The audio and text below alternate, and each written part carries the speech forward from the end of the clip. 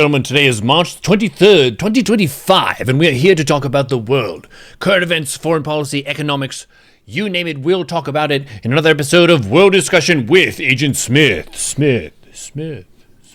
Hello? Yo. What's up? Not much. Making bugs. There's a cat that's asking for my attention. This guy likes chin scratches. Sounds like the kind of problems you want to have. Yeah, he's starting to get jealous of my chair, so we're going to have to see how this works. But I had to get him out of the chair before we started, and now he's asking for the chair. So he just needs to learn this is my chair, and you can try your best, but we need to work. Do you have lots of fans? There are a bunch of people saying they love you, so... Well, thank you all. We try our best. Yeah, I'll try to deserve it. I'll probably fail, but I'll try. It's always just a best guess anyway for everybody. We try to make educated guesses where we can. There was someone who said that they feel happy every time they hear you say the United States. Well, enjoy it while you can. You never know. Soviets thought they'd be around forever. That didn't last. Are we going to split into two nations, one that's the libs and one's the conservatives? I'm sure we'll find an even dumber way to do it, but you can't rule anything out over the long run. We'll see. We live in very exciting, malleable times. Yeah, I feel like there could also be a break in the virtual personality versus physical human personality, like people who are more invested in that and they have different priorities than people who are more physical, grounded in the world. So, I don't know. But we find ways to argue about stuff. It's one of our talents. Oh, yeah. Well, anything else exciting happened during your week? My solo honor mode has made pretty good progress. I'm fighting my way through the Steel Watch Foundry. So, fighting people in there, trying to non-lethal the Gondians, but mixed results. Yeah, that's how it goes. There's only so much you can do. Did you do the rescue mission first? I did not do that yet. Uh-oh. I think the boat is there. I should go check that. Yeah, we learned to our sorrow that order matters. You got to do it just so. Yep, so that'll be something I can check, but we just have a few fights left in our run. Yeah, we're getting there. I think the next thing we were going to do was Raphael, if I'm not mistaken. I want to do some prep before we do that, but yeah. There's a way to get a bunch of potions that we can use to prep, just to make sure that we have the best elixirs and stuff on each other, and then we can also double check any missing items, because he's a pretty strong power check. We want to make sure we actually are juiced up and ready to go. Yeah, I'm sure it'll be very challenging. Probably even harder than the huge-assed dragon. In a different way, yeah. That electric dragon just hurts so bad. It's so scary. It's like he's charging up and you're like, this is bad. Well, we managed it fine. It was the second one that really caught me off guard. Yeah. I wasn't ready for that. I wasn't sure if that was going to be like a multi-turn thing or just what the deal was. So that's on me. Yeah. I think the correct maneuver is to retreat with all your characters with like a misty step, because you can outrange it. So you're supposed to like fan out and separate and get away from him, because the room is pretty big, but there are islands on it, so I think you can jump away. I want to pay attention to that in my solo run, but we just tried to face check him and he hurts. Yeah. Very much so.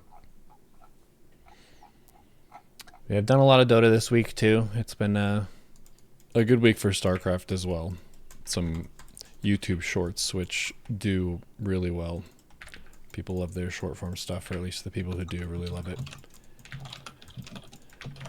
Yeah, you were telling me that the sort of market has shifted in that direction. Mm-hmm. Yeah, it's the same. It not as much a shift as an expansion is how I would put it, because the people who like long form, they are still watching it, so it's not as though it's all shifted at this point. It's a new demographic, and it's usually people on their phones rather than on their PC. Because longer form stuff, if it's horizontal, like, makes sense for a computer monitor, whereas the vertical stuff looks way better on a phone, and that's what people are scrolling. They don't monetize as well, so it's not like a money printer per se, but they do get a lot of views. Gotcha. Yeah. Yeah, smartphones ruined the internet. It was better before, in my humble opinion. But to each their own. It was going to happen sooner or later. Mm-hmm. Well, did anything in the news catch your eye? No, not really. Actually, there's local news, if you care about that. In South Dakota, there are some caves, and one of the cave systems, I think it has like, I don't know, 100 miles or something of underground cave network that's been mapped by explorers. They've closed exploration of the cave system. And I didn't get full details as to why, but that was something that one of the cave explorers who was in town was upset about. Was he liked to explore down there, and he actually discovered 2 sections of it himself. So it was kind of a point of pride for him of having explored a part of the world that no one else had up to that point. So there's that energy of exploring stuff. I didn't hear the other side of the story of like why the people who have the rights to the area have decided that people can't do that anymore. Maybe someone did something bad down there or whatever. It will be hard to legally enforce that area. But yeah, local cave news in South Dakota. Maybe they're just afraid of liability. Could be. Yeah, I imagine news in South Dakota tends to be pretty slow. Mm-hmm. How many people were shot to death in South Dakota this past weekend? I have no idea. Probably none, right? Yeah. Be my guess. There's probably a whole bunch just in Dallas.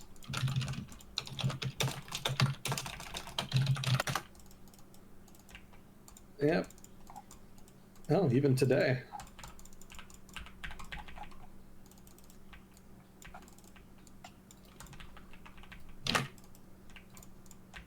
Well, what did you want to get to?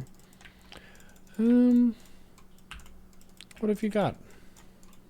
What have I got on tap today? Let's see. Well, there's of course the backlog of Trump stuff, a lot of which isn't organized yet because there's just so damn much of it. Got some minor updates on Ukraine and tariffs, miscellaneous news items, but overall not a whole lot of drama, really. So we could go any which way.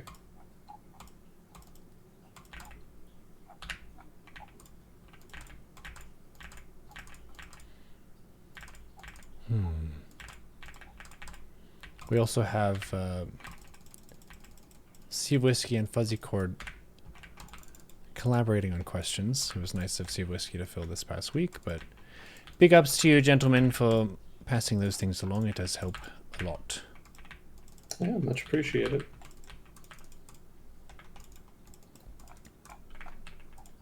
Well, let's see. We can just start with Ukraine, get that out of the way. Sure. If I can find it. There we go. Well, not really much in terms of new developments the past week. Mostly it was just new items relating to the peace negotiations and phone calls. So we can kind of get through it pretty quick, probably. There was a phone call between Trump and Putin. Supposedly they were going to discuss land, power plants, and quote unquote dividing up certain assets, whatever that was supposed to mean. We don't entirely know everything they talked about, of course. But after the fact, the big announcement was that there was agreement in principle to implement a 30-day energy ceasefire. So this is not a general ceasefire, but a ceasefire in which both Ukraine and Russia will, upon agreement, refrain from using ranged fires to attack each other's energy infrastructure. Power plants, power lines, transformers, stuff like that. Now, this would not be permanent. What's being discussed is a 30-day energy ceasefire, so 1 month. And the idea from the American perspective is that this is going to lay the groundwork for substantive peace talks. Once they get the shooting stopped, then they can move on to more substantive issues. The Russian government has not really been signaling that they're all that interested thus far, although they are, as always, pretty cagey. But they don't seem as enthusiastic as Washington in this regard, or at least as enthusiastic as the Trump administration specifically. Let's see, in the phone call, they also agreed to immediate technical level talks regarding a longer term ceasefire. So supposedly there's a major, this is a major precondition rather, for substantive peace talks. Because of course, as we talked about last time, Putin is on record as saying that he's very concerned about how a ceasefire would work in practice. And so figuring out all of the minor technical details about enforcement and resolving conflicts that might arise, all of that has to be hashed out. Whether or not that's a substantive concern or not, debatable. Like we said last time, it's kind of a given when you're talking about a ceasefire that the technical side of it will be part of the discussion. So it seems weird that he brought it up. So I suspect he's probably more interested in playing for time or finding excuses not to do it. But we'll see. That remains an open question. So let's see. After that, there was more talk in Europe about a peacekeeping mission to Ukraine. Not before the war ends, but rather as part of a potential peace agreement. Because, of course, Ukraine's big precondition for a peace agreement is that they want some kind of security guarantee to deter Russia from resuming the conflict later. And so there's been much hemming and hawing in Europe and in the United States about how to try to make that happen. And in Europe's case, they've been talking about some kind of peacekeeping force that would be European-led and manned and paid for. And it's very much in the early stages of planning, to the point where it's not even clear if it's even going to be a peacekeeping force. Prime Minister Starmer, Prime Minister of the UK, went on record and said that it would not be so much a peacekeeping force as a, quote, reassurance force, which does not build a lot of confidence. Because already the idea that you're going to deter Russia with a relatively small peacekeeping force strains credibility a little bit. So if you're backing away even further from that to a reassurance force, that begs the question of just how much a reassurance is that really going to provide? Are they going to be able to even fight if necessary? So all of that is very unclear, and Starmer isn't really helping here. They did give it a nominal name, Multinational Force Ukraine, MFU. So you could see that referenced a lot in future as these talks unfold. And it's going to be, at least according to some of the early plans being talked about 20,000 strong. That is to say, the deployment will involve 20,000 troops from the various contributing nations, which is not a whole lot. Ukraine has, about 250,000 to 500,000 troops on its front line, and Russia has roughly an equivalent number. So 20,000 is pretty small. From what I was reading, they're going to focus not on infantry, though. The multinational force is going to be more of a force multiplier, as they framed it. So their mission would be more protecting cities, protecting ports, protecting major energy infrastructure. And also, I've heard talk that it's going to focus more on things like intelligence sharing, maybe air support, logistics, some of the technical type stuff that's more back end in military affairs. Mm-hmm. So this is not meant to be like a frontline force that sits on the border with Russia and acts as a tripwire. In fact, I think there was one politician in Europe who said very explicitly that it was not meant to be a tripwire force. A-law American forces in Europe during the Cold War.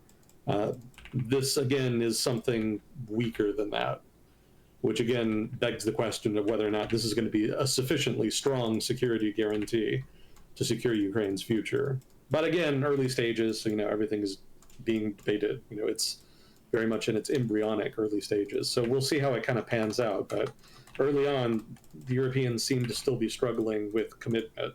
How much risk are they really willing to take here to support Ukraine and actually invest in the conflict to bring it to a successful close? That underlying issue remains unresolved.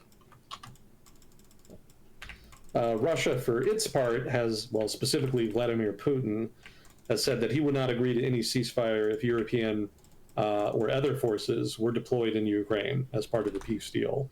So the Russian position seems to be that they don't want any kind of foreign backing for Ukraine to act as a backstop to guarantee Ukrainian security if the war is successfully concluded in a peace deal.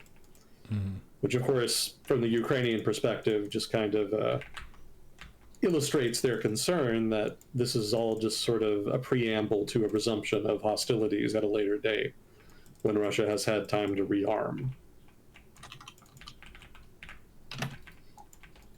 Now, I've been kind of trying to pay attention to which countries have which positions on this, the multinational force and whatnot. And it's kind of an eclectic group. So the countries that are interested in deploying, that are interested in contributing to the multinational force include the Netherlands, which not that surprising if you know the Netherlands' history of contributing to foreign interventions. They actually were one of the countries that participated in the invasion of Iraq. Like most of NATO, they participated in Afghanistan, etc. So, they have a record of doing this. They're not averse to it, so no shock. But the next two are weirder. So two other countries that have expressed interest are Australia and Canada, which kind of surprised me. Canada's a NATO member. Maybe that's not as surprising, but and Canada does contribute to international peacekeeping missions, generally in the form of UN missions. But I'm a little surprised that they were as gung-ho as they have been on this particular issue. And Australia isn't even a member of NATO. It's not in Australia. I mean, it's not in Europe at all. So I was particularly surprised about their interest. Australia does have a history of contributing to missions like that, and of course joining the United States and various interventions over time, including Vietnam, Iraq, Afghanistan. So it's not unprecedented. But given how little stake Australia has itself in Ukraine, I thought that was an interesting signal by the government in Australia that they are interested in trying to contribute to the world order, such as we've known it since the Cold War ended. And I think that is kind of an implicit endorsement of that world order and an implicit, by extension, criticism of the Trump administration, which has been moving away from that. I don't think they would ever openly break with the United States, but the fact that they have expressed interest does suggest they're trying to express solidarity with some of the establishment players in Europe that are trying to uphold that order by supporting Ukraine. So Netherlands, Australia, Canada have expressed interest. Scandinavia and the Baltic states have also expressed interest. And as for states that are less interested, Poland, interestingly, has expressed a disinterest. They say they don't want to send troops to Ukraine. But they kind of have a good reason, which is that they already have a border with a Russian-aligned state that has Russian troops in it, that being Belarus. And they say they want to focus their forces on guarding that frontier. So they're not saying that they don't want to contribute troops because they don't want to help Ukraine. They're just concerned about their own border, which kind of makes sense. That's fair. That's not unfair. Italy, for its part, has said that they're a little critical of this. I don't think the government has explicitly rejected it, but the prime minister did say that she thinks things are moving a bit too fast. That's a direct quote. We are moving a bit too fast. And then Germany, of course, doesn't really know what it wants to do. It's simultaneously signaling that it wants to do more, and also that it's wary of going too far. So, prototypical German behavior in terms of foreign policy in that regard. The new guy, Merz, who is probably going to be chancellor, I don't recall if he's officially become it yet. I think the coalition talks are still ongoing. But both he and the previous chancellor, Olaf Scholz, have said that the debate is premature, quote unquote. So some prevaricating there. So the usual suspects for the most part, the Netherlands, Scandinavia, especially Denmark, and the Baltic states have been some of the most consistently pro-Ukraine countries in Europe. Obviously, the UK and France have also expressed interest. This was pretty much their idea in the first place.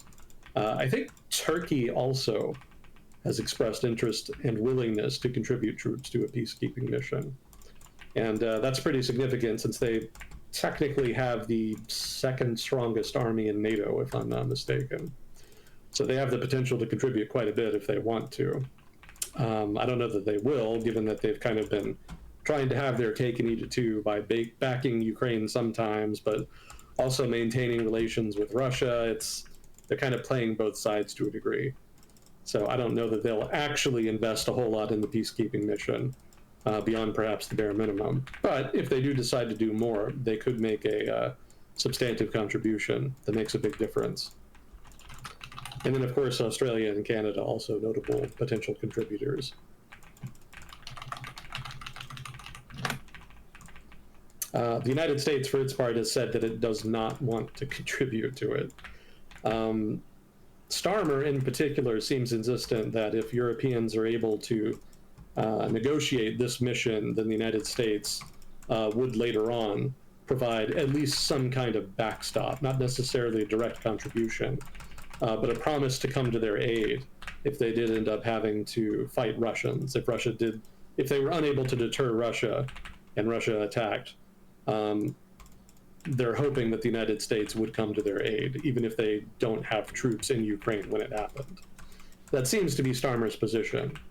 I don't know if that's credible, given Washington's position thus far, but it could be that he's privy to conversations with Washington and officials therein that we're not. So we'll see. So let's see, the next thing was a phone call between Trump and Zelensky.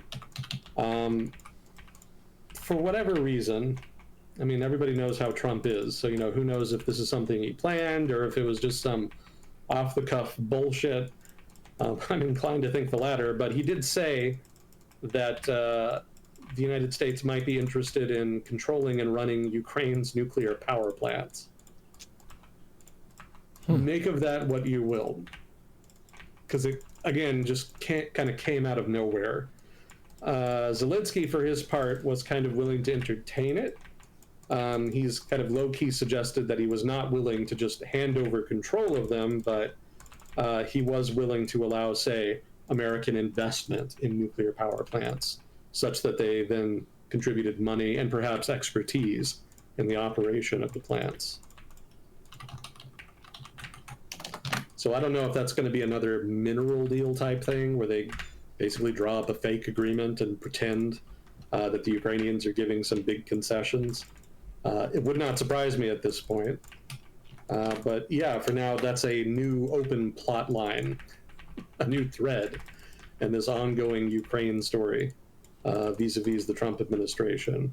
I'm inclined to think it won't go anywhere like the mineral deal, but we'll see.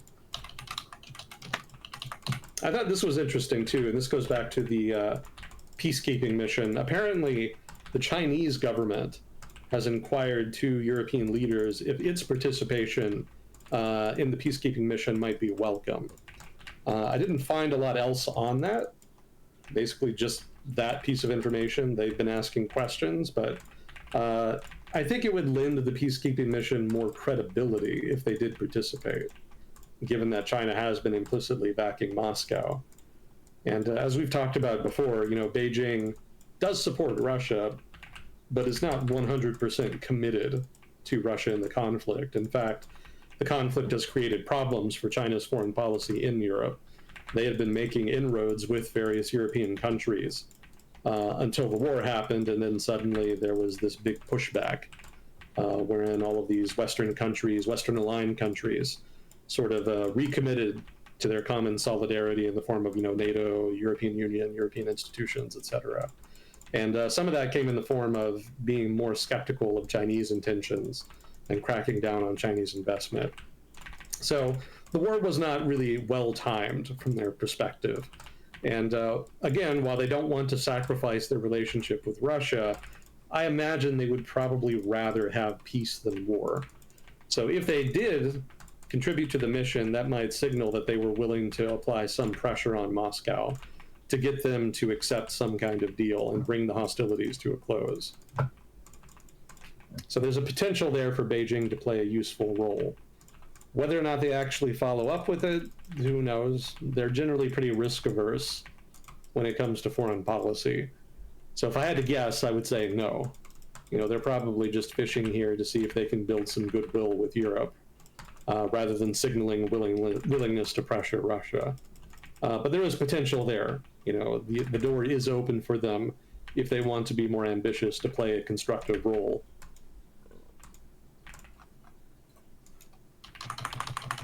And the most recent thing.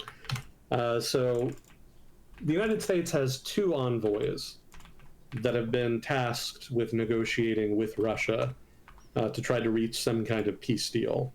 One of them is Keith Kellogg, a retired general. He's kind of fallen out of the headlines because apparently the Russians don't like him and don't want to talk to him.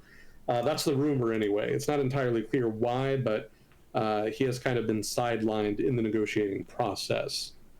There were some interviews with guys in the administration. They say that he's still a part of the process, but that he's kind of largely working on a different track. So make of that what you will. Regardless, his name really hasn't come up much lately.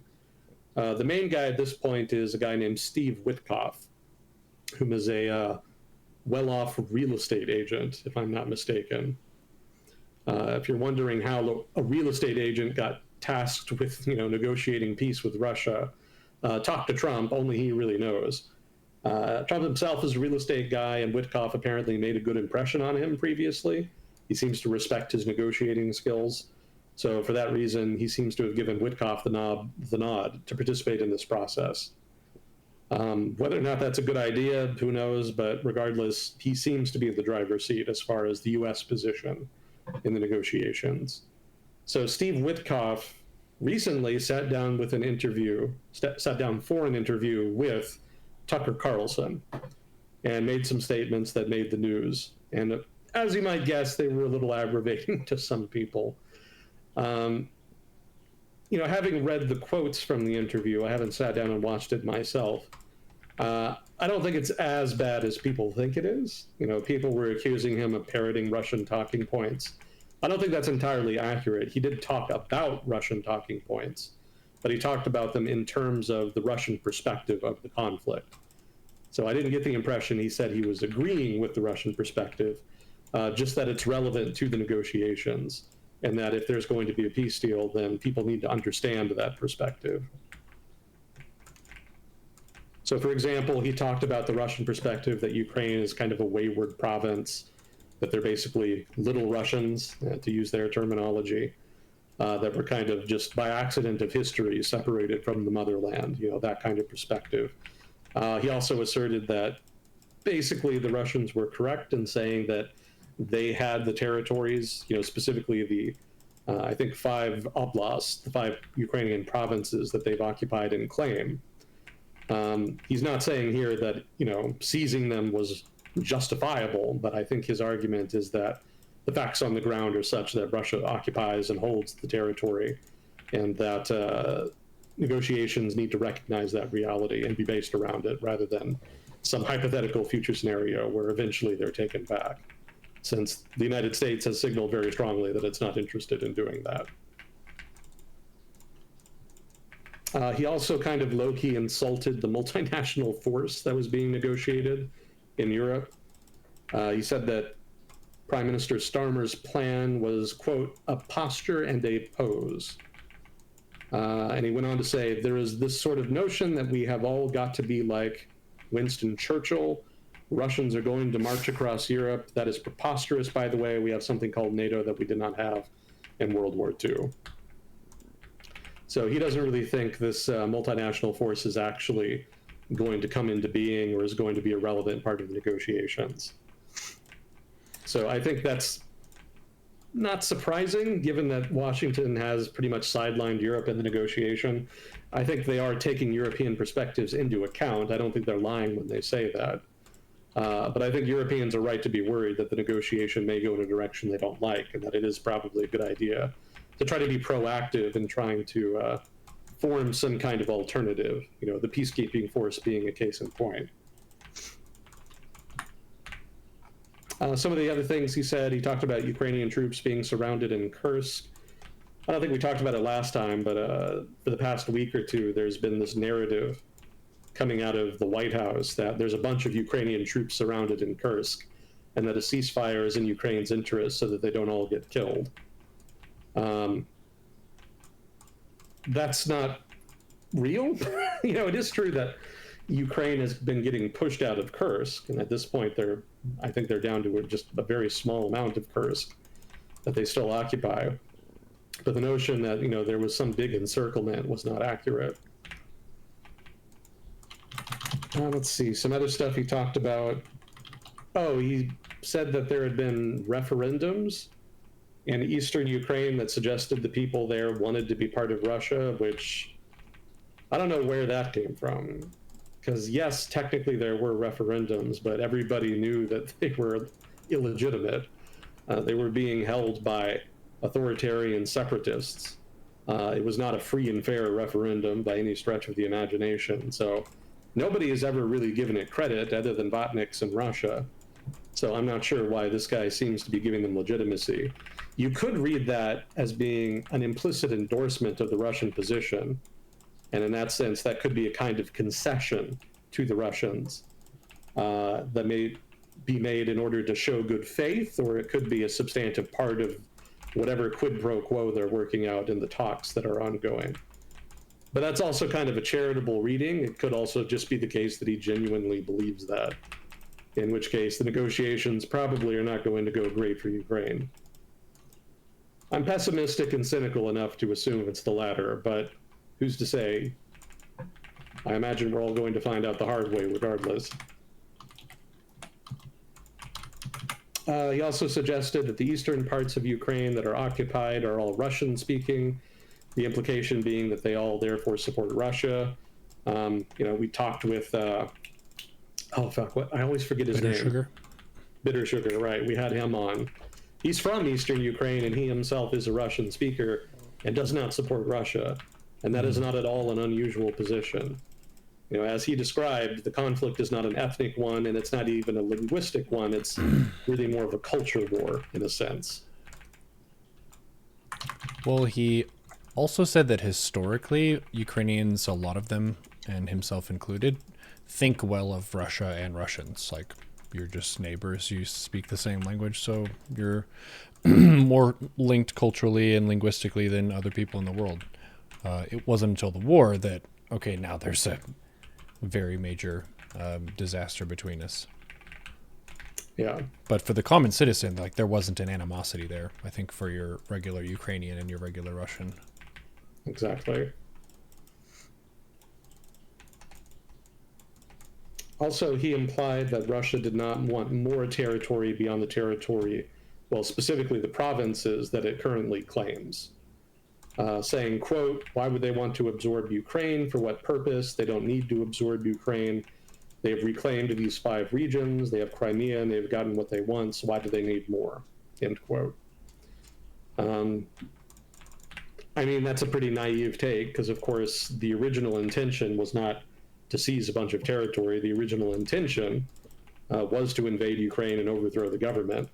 It may be the case they didn't originally intend to annex a bunch of provinces. Maybe they were just focused mostly, if not exclusively, on replacing the government. But regardless, the idea that they weren't interested in taking more land was obviously false. They've very clearly made that a priority over time and have threatened to take more, ostensibly to pressure the Ukrainians into some kind of deal.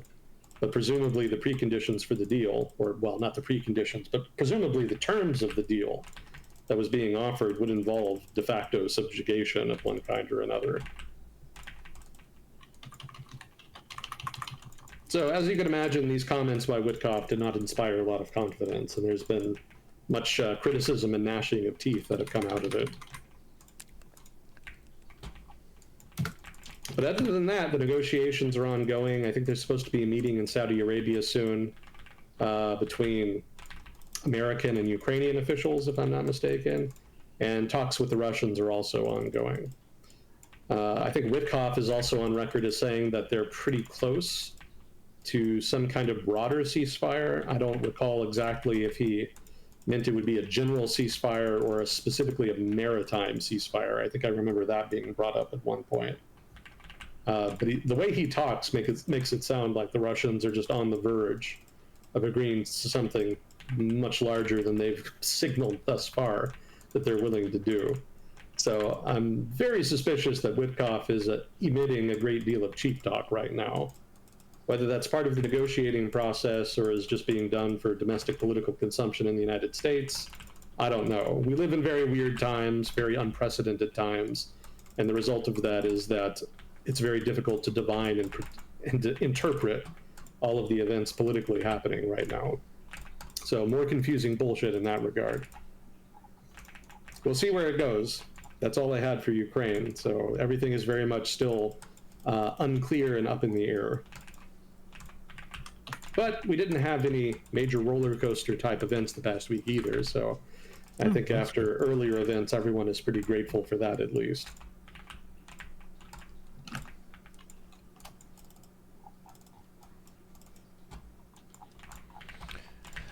Relatively more chill is nice.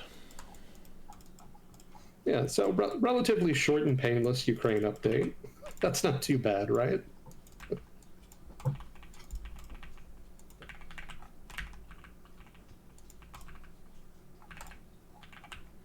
What else did we have? I'm trying to organize all of the Trump stuff happening in the United States so that I can kind of trim it down so that we don't just talk about everything but focus on the stuff that is of the most concern. So I'm in the process of doing that. Maybe sometime soon we can go through it, but for now it's still not sufficiently organized. I can give you a quick highlight list. There are some law firms that represented some political rivals of Trump that have come under pressure, and that's led to accusations that the administration is trying to coerce private actors into adhering to its preferences, not only in terms of policy preferences, but also in terms of not working with implicitly his opposition. So there's been a lot of that. There's been a lot of stories about that happening. There's been a lot of stories about the University of Pennsylvania and then also Columbia University. Both are being pressured by the administration for ostensibly political reasons. There's been more undermining of independent agencies, the FTC, the National Labor Review Board. There's been statements that he's going to water down enforcement of some key anti-corruption legislation, and also that he's not going to pursue charges regarding international bribery involving U.S. corporations, or I should say U.S. entities, technically.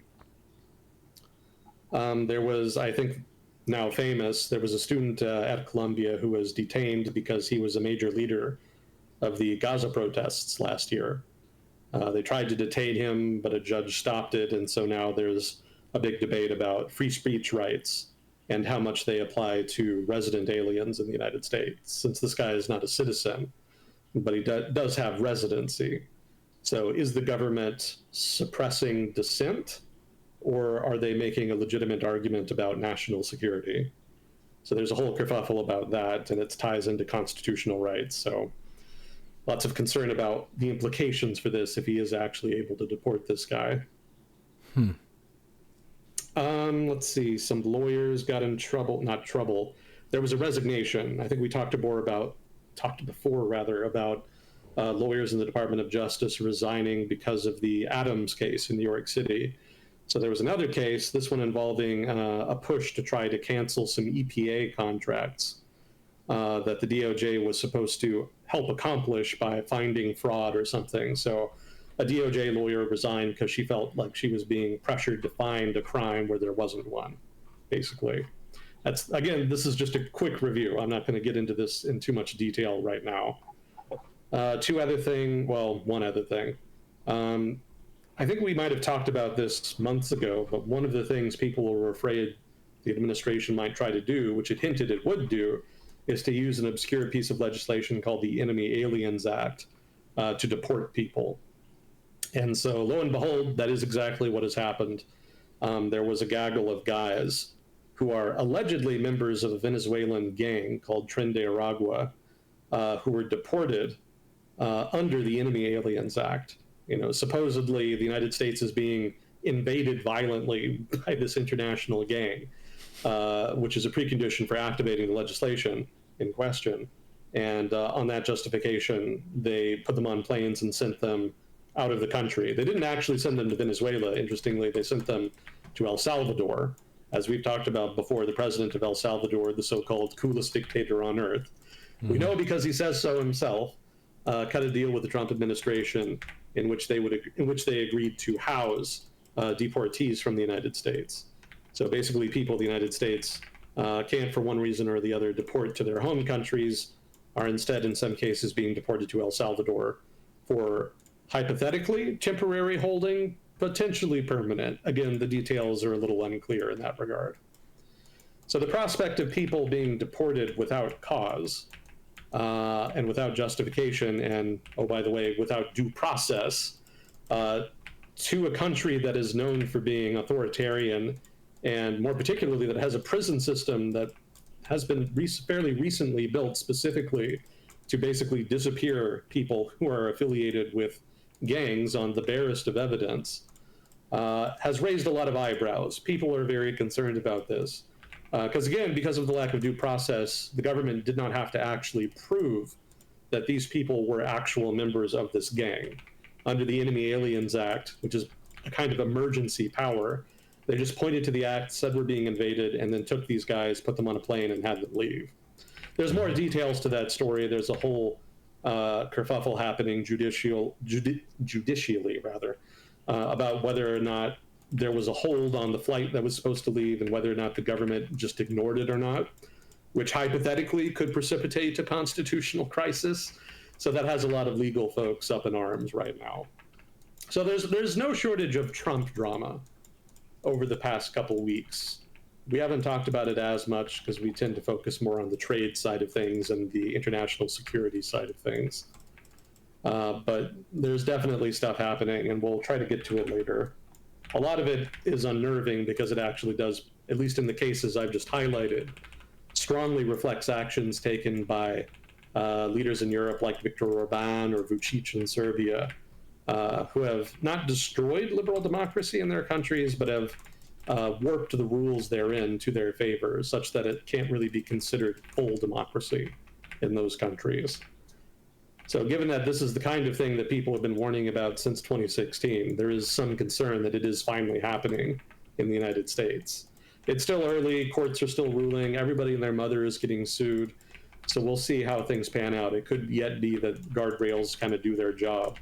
And, you know, who's to say, maybe even Congress too, although that seems very unlikely for the foreseeable future. So maybe nothing comes of this, but these are all the reddest of red flags thus far.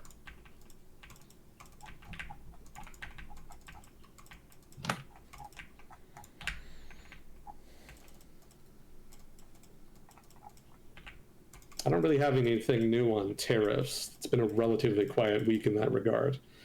It's going to be a lot more happening after next week, because the administration has said that at the beginning of April, they're going to do the reciprocal tariffs.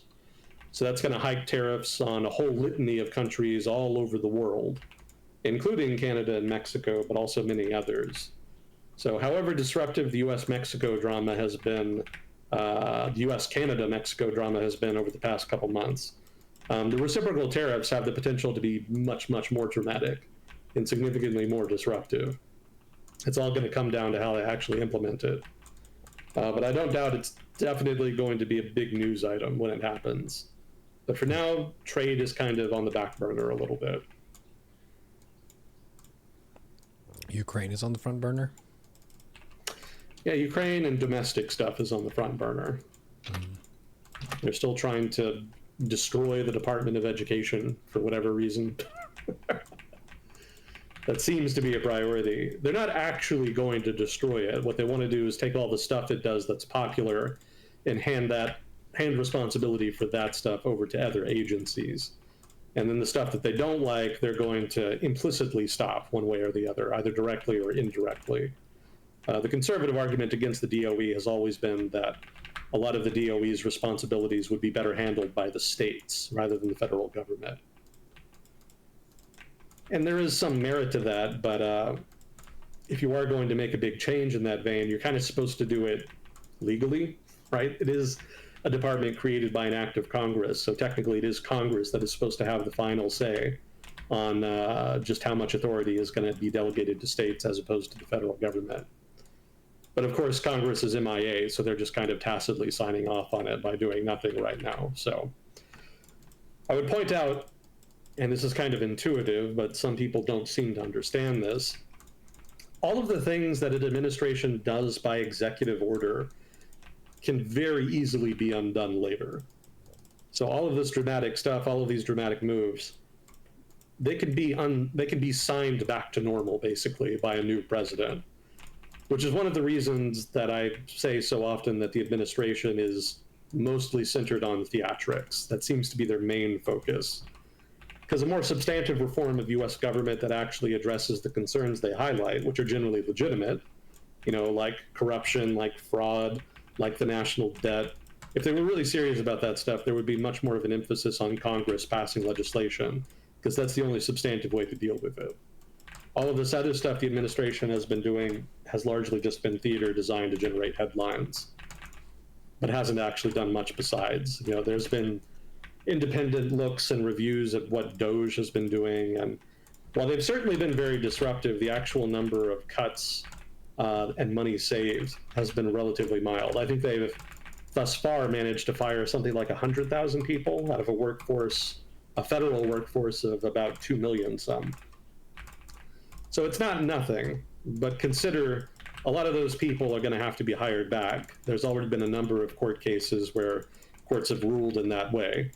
So that final number after, I think a year and a half is Doge's remit. They're supposed to disband the summer next year. I think when all is said and done, probably the number is going to be much smaller than 100,000. And the money saved will also probably be much smaller. They're kind of highballing estimates by manipulating numbers right now.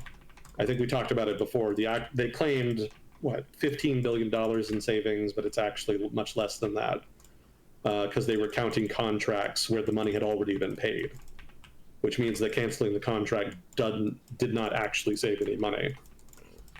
So I imagine there's going to be more circus bullshit like that before all is said and done, and ultimately Doge will kind of just go away of its own accord, unless they significantly change track and actually, make a real effort at reform. But again, I haven't seen any signals that they're doing that. It really does seem to be just done for headlines.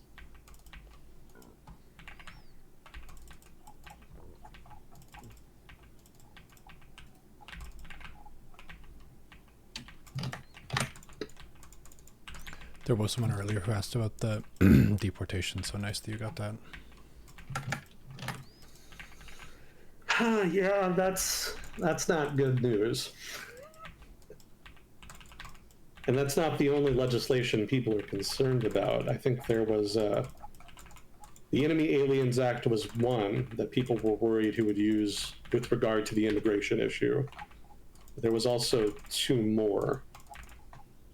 I'll see if I can't track them down here.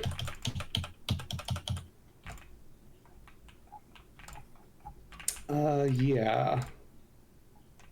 So the other two were the National Emergencies Act and the Insurrection Act of 1807. So if the Alien Enemies Act doesn't pan out for the administration, they're probably going to do these other two, and you'll probably see a bunch of headlines about that as well when it happens. As I suspect it will. I suspect the administration will be very hard-pressed to convince a judge that the United States is being actively invaded by a Venezuelan gang.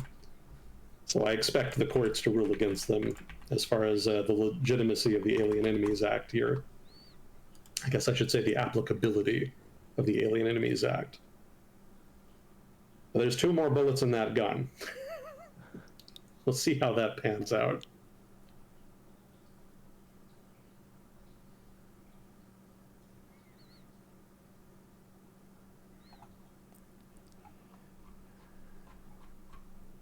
Yeah, the right to deport people and stuff has been a excited topic this evening in chat. Thank you, chat, for your contributions as we go. I'll take that as a cue to throw out the usual disclaimer. Sure. I'm not an expert in everything I talk about on here. I'm more of a, I have more of a background in economics and foreign policy. So if I ever say anything wrong, stupid, or biased, please let me know. If I'm wrong, I want to know more than anybody. So participation by chat is encouraged in that regard. I don't read chat while we do this, but I will see it eventually. I always go back and watch the VODs because I enjoyed the feedback. Yeah, lots of fun questions on YouTube lately. Yeah, appreciate you, YouTube commenters.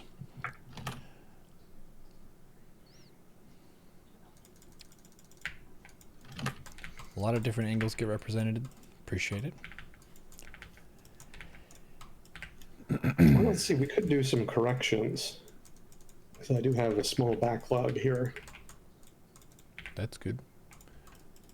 Yeah, so let's see, I think a couple months ago in January, I don't remember exactly, maybe late January, early February, I talked about a school raid. Supposedly the raid was done by ICE. They were supposedly looking for people at the school. And this story made the rounds because the administration signed an executive order that removed previous restrictions on places that ICE could not raid, basically. They could not raid schools, churches, etc. Basically a select group of places that they were forbidden from raiding. And so now, under the new administration, they are allowed to raid those places. So when there was supposedly an ICE raid at a school in Chicago, that got a lot of attention. Well, it turned out it was not actually ICE. It was actually the Secret Service. Apparently, they were investigating some kind of threat made against a government official. So it's not entirely clear how the two were mixed up. Supposedly, some of the teachers at the school apparently assumed they were ICE or something. Again, everybody's very cagey at this point. But it was not, in fact, ICE. It was the Secret Service. Let's see. Oh, a Trump coin correction. I don't know if you remember, but Trump created a new digital currency called Trump coin. I said it had a value at one point. Obviously, the value of coins fluctuates pretty wildly. But I said on stream that it had a value of $861 billion. Way too high. Fuzzy Cord immediately picked up on that and noted that the valuation he found was 3.8 billion. So my suspicion here is that there was a typo. I probably put an M, I probably put a B where I should have put an M. Oh, I see. And so misread it as billion when it should have been $861 million. Well, then you're way off, so thank you for the correction. Yeah. Well, I probably should have caught it at the time because that's an unreasonably large amount of value even for Trump coin. So yeah, that's on me. Let's see. Oh, I got the timeline wrong on some of the trade stuff a session or two ago. I was talking about Canada suspending tariff negotiations until officials light until officials like Lutnick had been confirmed to their positions. That had actually happened earlier than I thought it did. I had it in my notes, but I had it later than I should have.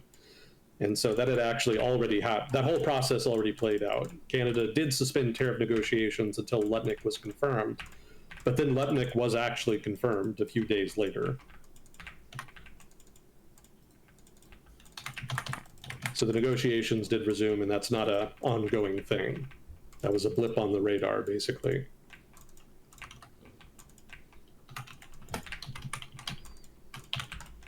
It's pronounced potash, not potash. And that's not even the first time people have had to correct me on that. For some reason, something in my brain wants me to call it potash. I don't know why. It's an ingredient in fertilizer. Oh. It's very frequently extracted from swampy territory. Belarus is a leading producer. Canada produces a lot as well. So, potash. We were talking about it in the context of the tariff standoff between the United States and Canada. One of the possible fallouts, one of the possible impacts economically of tariffs on Canada would be that fertilizer would become more expensive because a lot of companies in the United States buy potash from Canada. So it's like swamp juice. Yeah, pretty much. Okay. And let's see. Oh, we were talking about Ethiopia last time. So I didn't quite characterize the dissident TPLF faction's motives. The threat of war didn't stem from them potentially instigating a conflict with Eritrea over the border. Rather, the threat of conflict stemmed from them potentially instigating a conflict with the Ethiopian government with the help of Eritrea, which makes much more sense.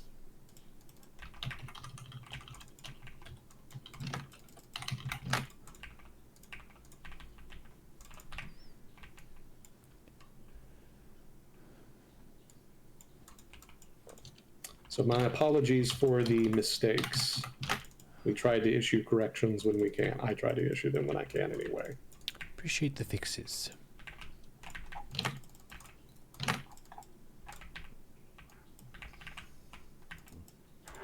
Well, there is drama happening elsewhere. Did you want to get to that? Sure. We do have questions as well. Okay. Well, we can do that. Let me get some water real quick. All good.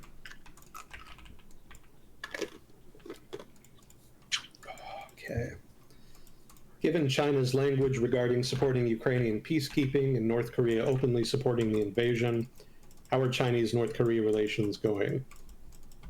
As far as I know, Ukraine doesn't have any bearing on Sino-North Korean relations. I don't think it's an outstanding issue for them. I don't think Beijing is thrilled that North Korea has an expeditionary force in Ukraine. Like any large country, they would prefer that their neighbors be very calm, collected, and insular. But as is, North Korea doesn't really do those things. They're quite adventurous pretty much whenever they feel like it.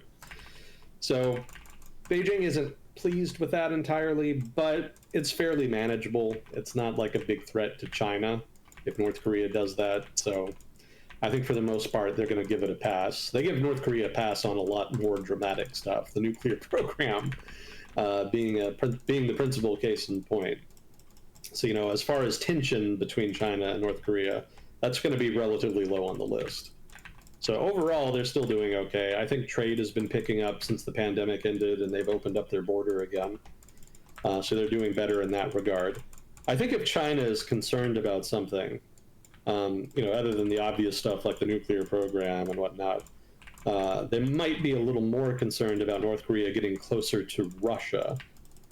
Russia obviously has pretty good ties with China, but for the past couple decades, China has had more leverage over North Korea, which has given them more tools to use in order to try to ensure good North Korean behavior, relatively speaking. But if North Korea gets closer to Russia, that leverage weakens. And Who's to say? They may do something of some kind at some point that Beijing doesn't like, and it may be that China doesn't have the leverage to stop them, or that Russia gives North Korea the leverage they need to make it happen in spite of Chinese leverage. So Beijing might be, I suspect, more disconcerted about that aspect. But that has more to do with Moscow necessarily than than North Korea. So overall, I think relations are pretty good. I haven't read anything to the contrary, at least not lately. So that's my impression for the moment. Anything can happen in the 2020s, so who's to say where things will go from here? But at the moment, relations are decent.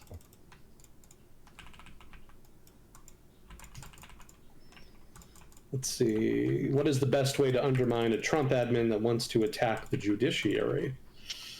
I mean, that's tough. I mean, are you asking as somebody in the judiciary? Are you asking as a layman? Just what's the perspective here? Because if you're just a regular guy like me living in his mom's basement, there's probably not much you can really contribute.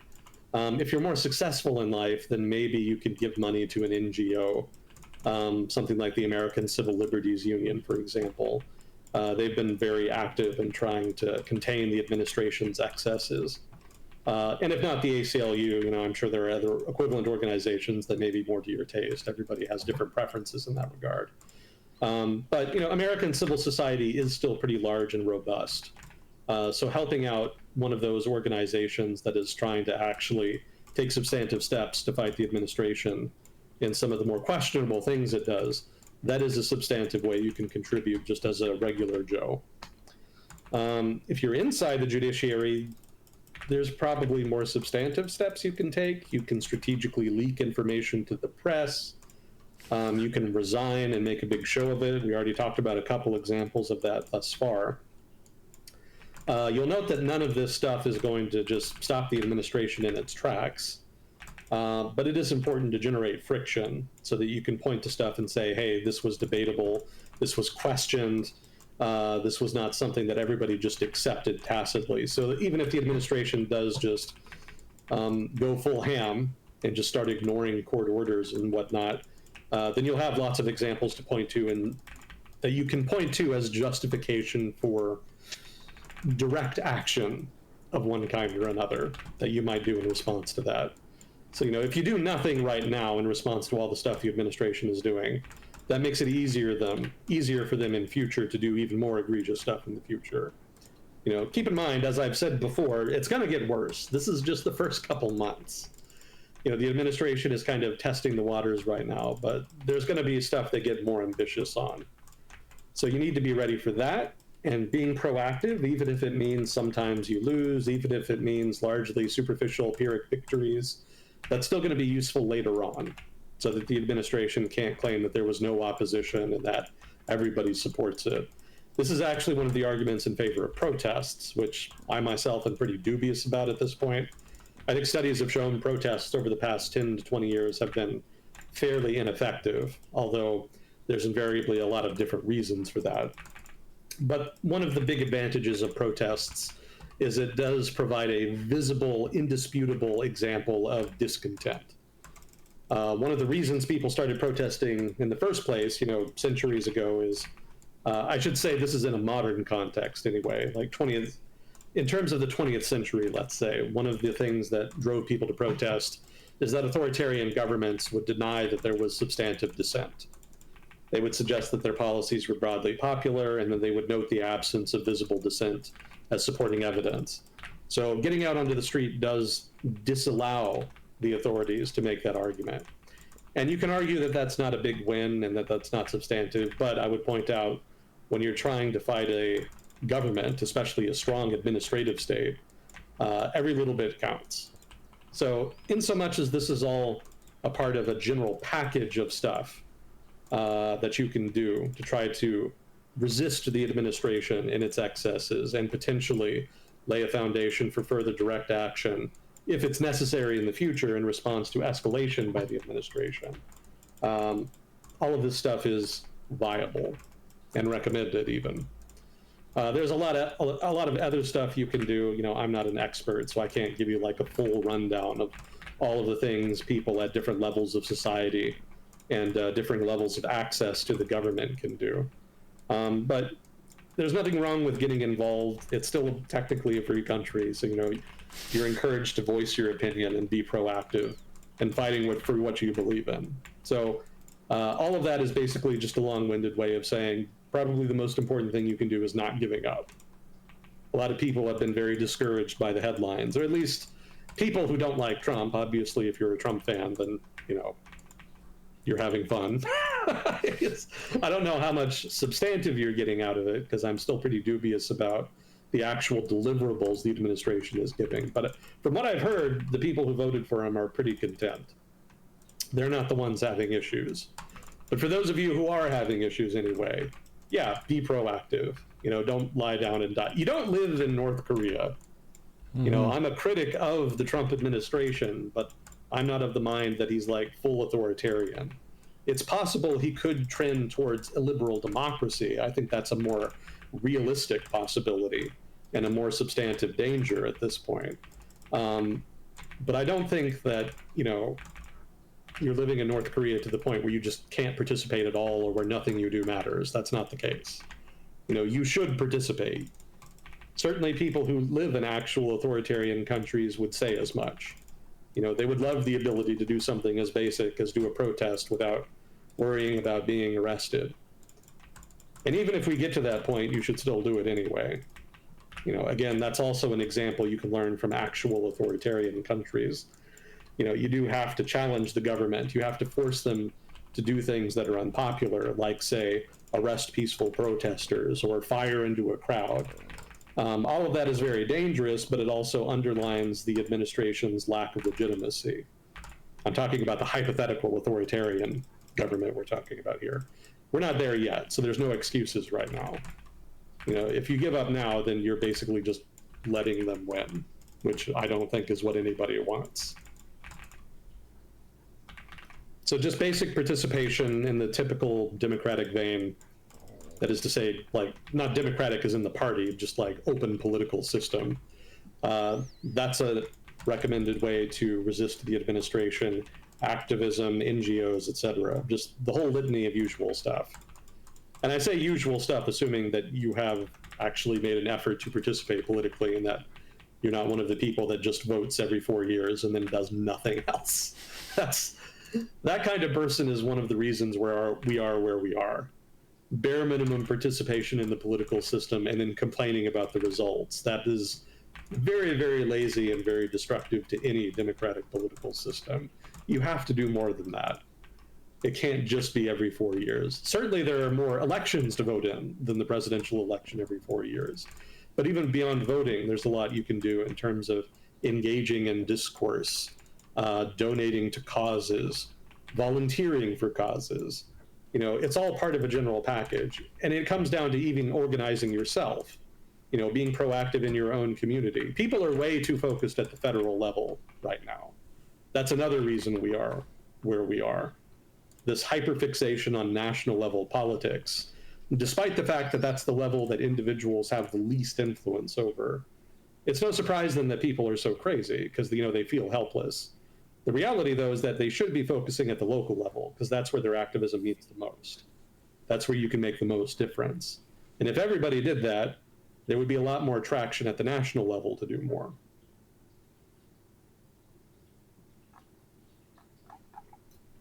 So long story short, don't be an armchair warrior. Actually do things.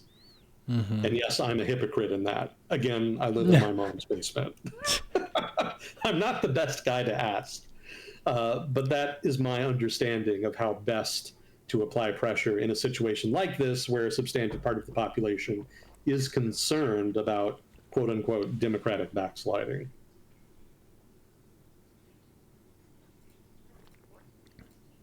So let's see. Sea of Whiskey. I looked into the rare earth deposit concentration around the globe, and while the data is a bit outdated, estimates seem to show about 5% of the easily mineable global rare earth minerals are within Ukrainian territory. That explains why Trump mentioned a rare earth deal, but most of these reserves appear to be in areas currently under Russian control. How do you see this playing into negotiations, given the actual notable rare earth deposits aren't currently under Ukrainian control? Well,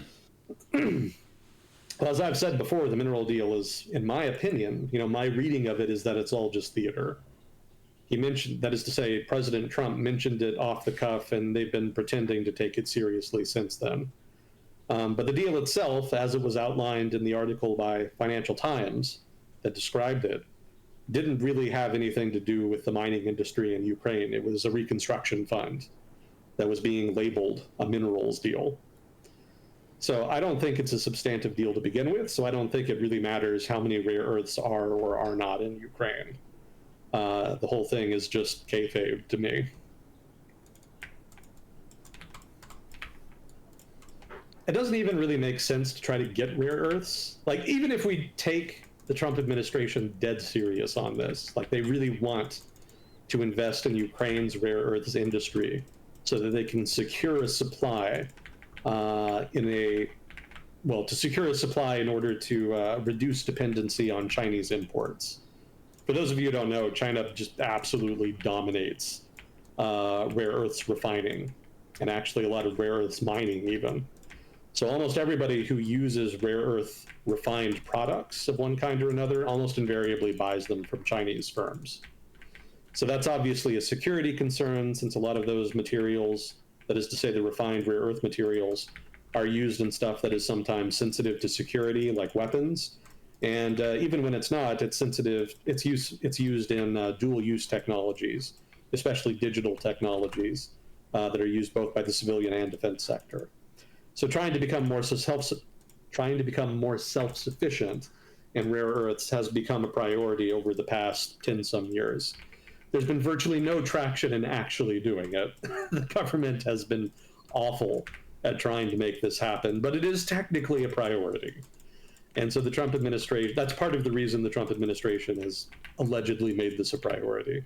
So even if we assume that the offer to Ukraine to invest in rare earths, that's a substantive thing, that's a part of that overarching strategy.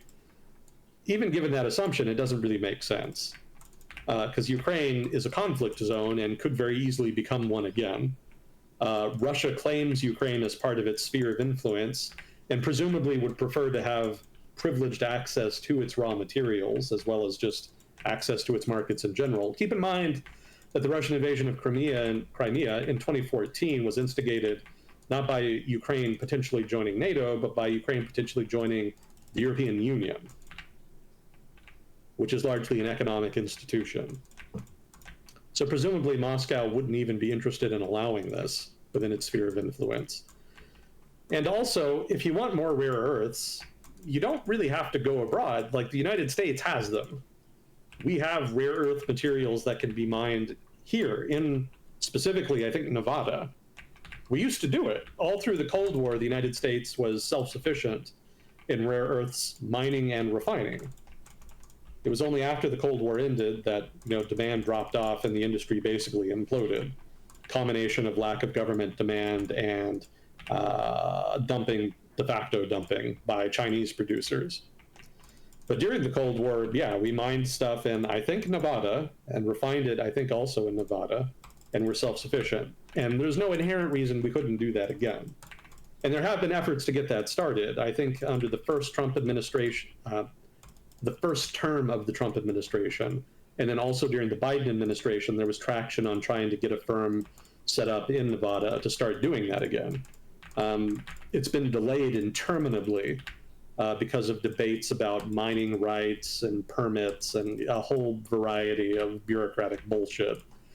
But it is technically happening. They are trying to do that. Also, there's been much more traction on doing it in Australia. The Australian government has been much more proactive in trying to get its rare earths industry off the ground. And the United States has actually been helping because even if they can't get it going in the United States, getting it going in an allied nation like Australia is just as good, if not better. So that's a much more likely vector for the United States to reduce dependency on Chinese rare earths. The idea that we're going to do it in Ukraine, like, just why? There's so many more risks. You don't get the benefit of having the jobs in the United States or in a country that is much closer to the United States, like Australia. Like, strategically speaking, it just makes so much more sense to do it outside of Ukraine. Just, it seems so non sequitur. I didn't even take it seriously the first time I heard of it, and everything that's happened since then seems to have justified that. So I don't think it's going to have us. To go back to the question, how do I see this playing into negotiations? I don't think it's going to play in negotiations at all. I think, at the most, the Trump administration and the Ukrainian government will sign the quote-unquote minerals agreement. They've said that's coming in the next week or two. I think maybe they'll sign it and then it'll just go away. Maybe the Trump administration will try to use it in some of their marketing, try to use it as a case study of them doing something useful. But beyond that, I don't think it's going to be a big problem, because I know Moscow knows that it's bullshit. I don't think they actually care that much about it. I don't think they see that as a substantive American commitment to get involved into a major Ukrainian industry. In so much as it ties into the occupied territory, I think talks about the occupied territories are going to be wholly unrelated. They're going to be dependent on other stuff. Potential territorial swaps, recognition of the claim on Crimea, security guarantees, stuff like that is going to be more important. Like, I'm extremely skeptical minerals will come up at all.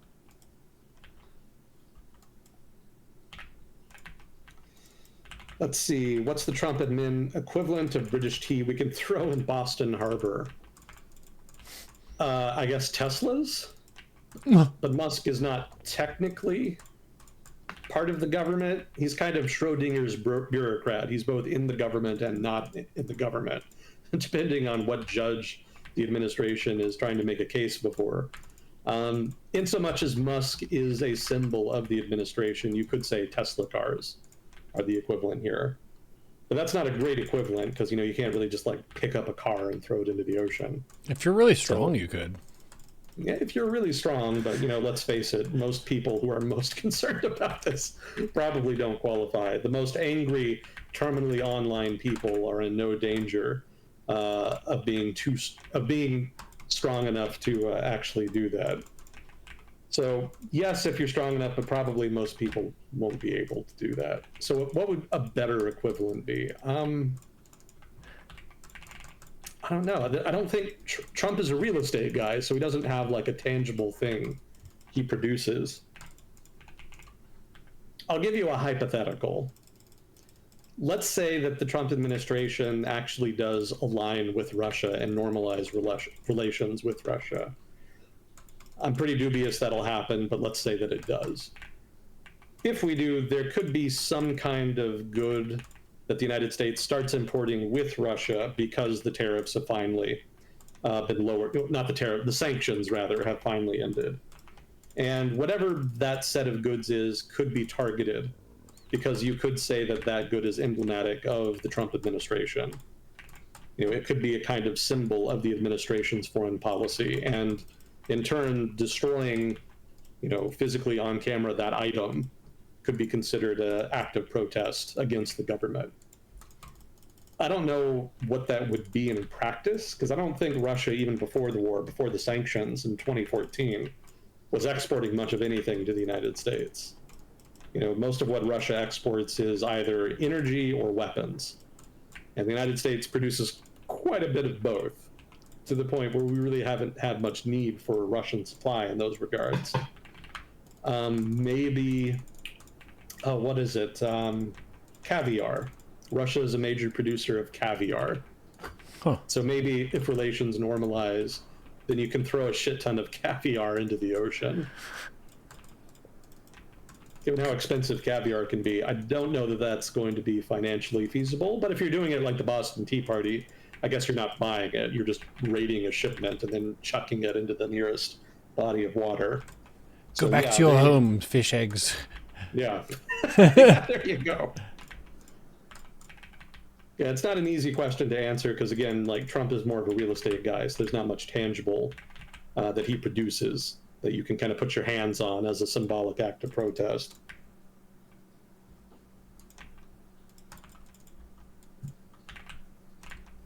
Well, let's see. What's the... Oh, yeah. How do you affect a national level politics that constrain what you can do locally? Yeah, that's a different set of circumstances than what we have here in the U.S.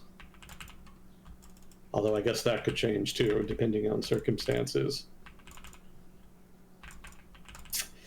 If you do live in a place where the national government is substantively restricting local political participation, you probably live in a place where the government has legitimacy problems in the first place. So probably homing in on what is likely a combination of state capture, corruption, abuse of electoral institutions. All of that stuff is pretty fair game as far as protest.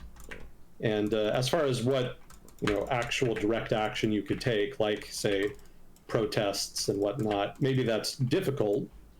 There are other things you can do in cases like Serbia in the 1990s, which at that time had an authoritarian government. There was a lot of activism that took the form of street activism, not necessarily protests per se.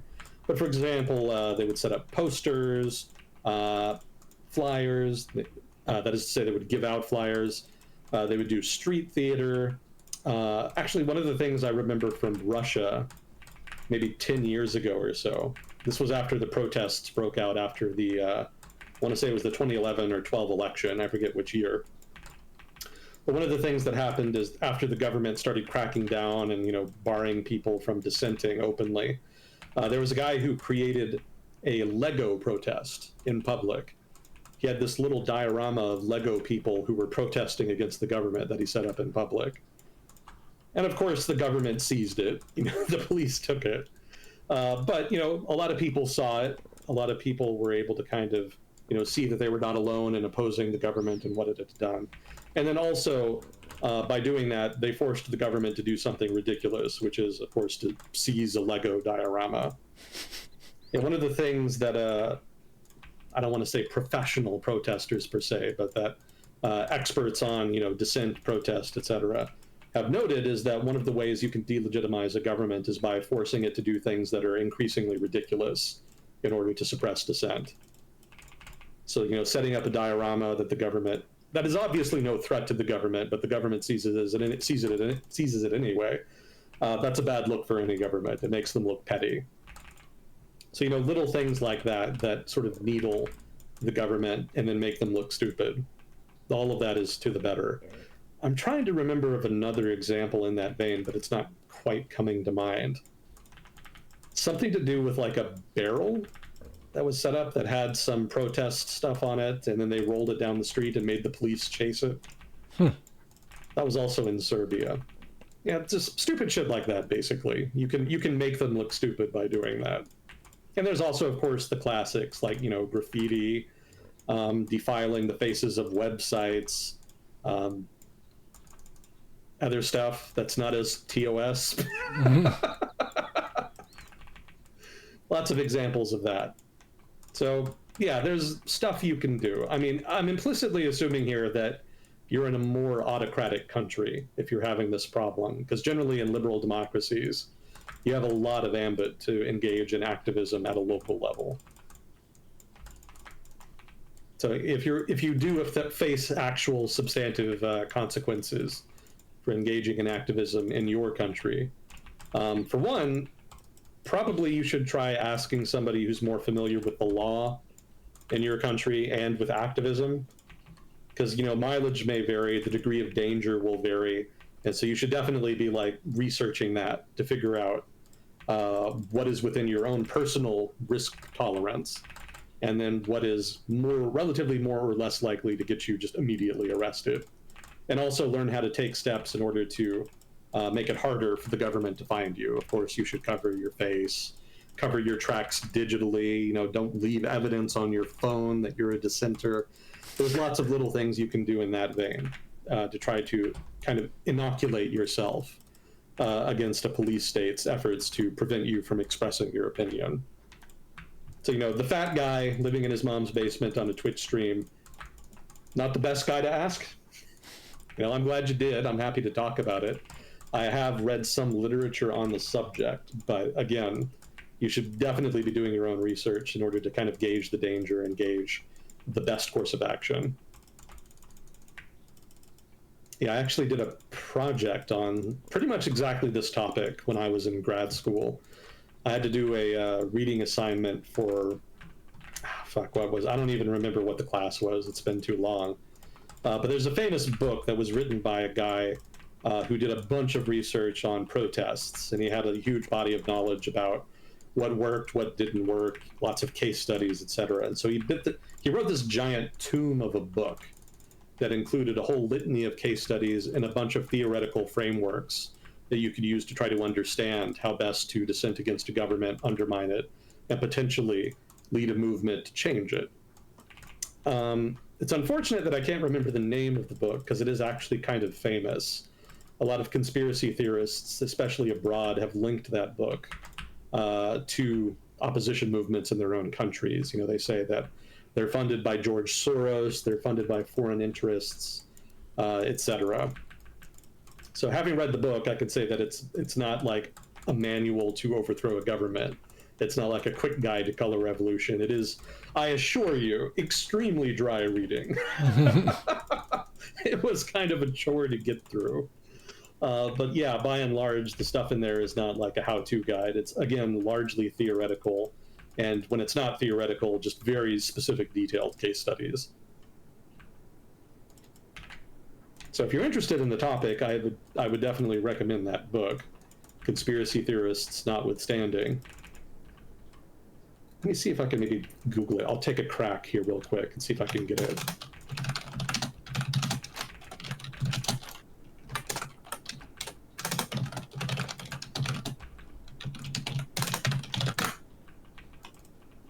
No.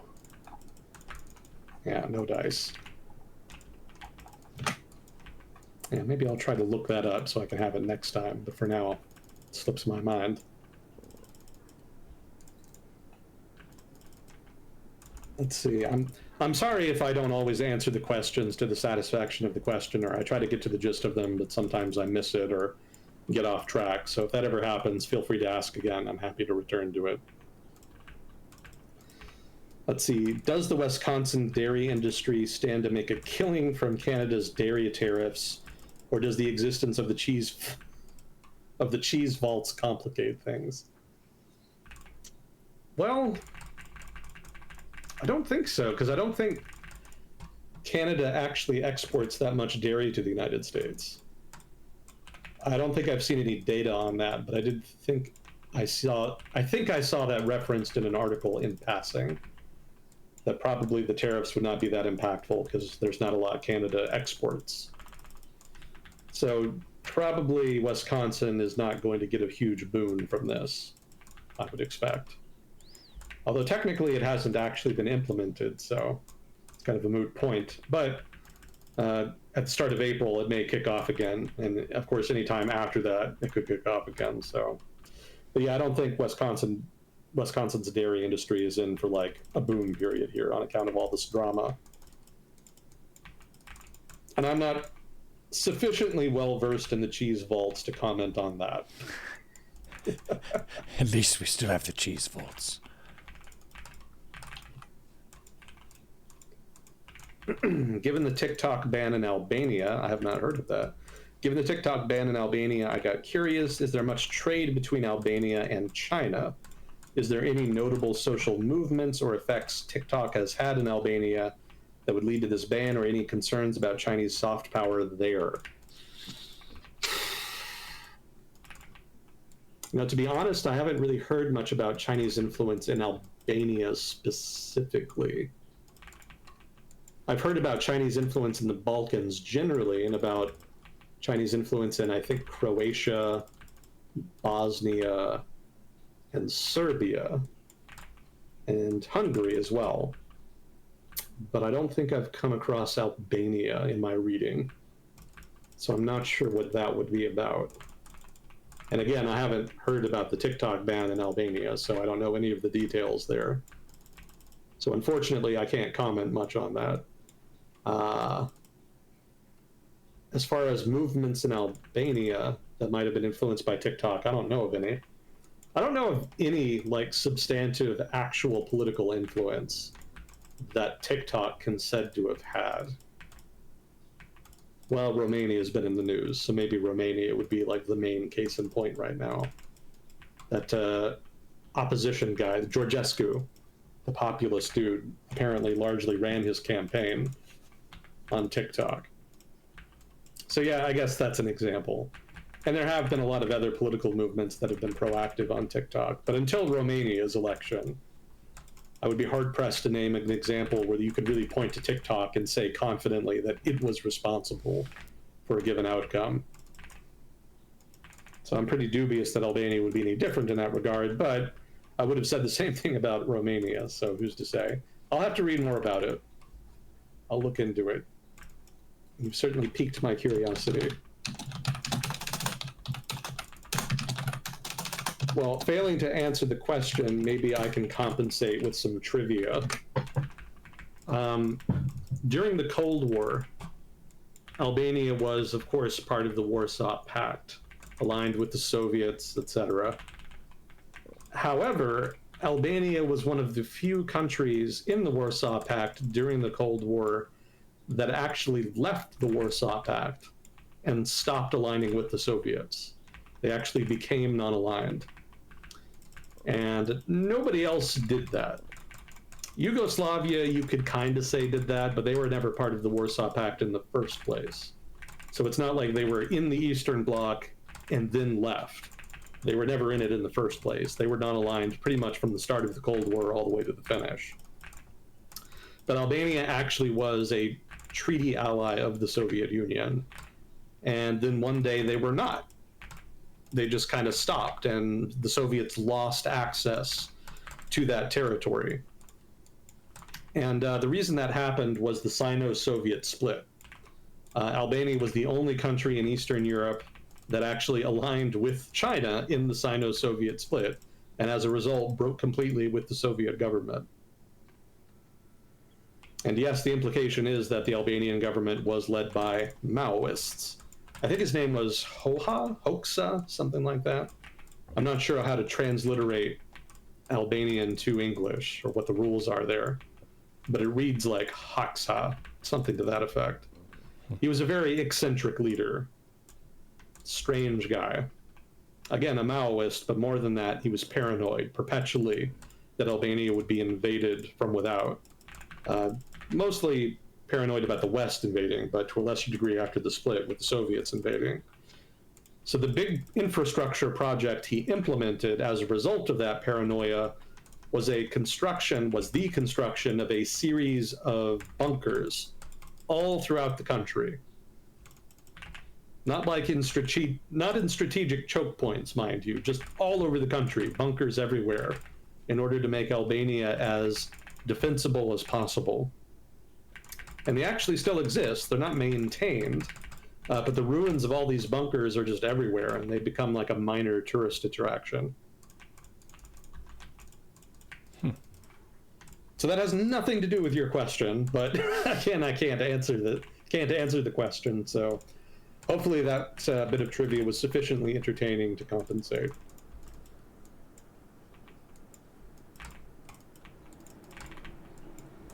Always enjoy some random trivia.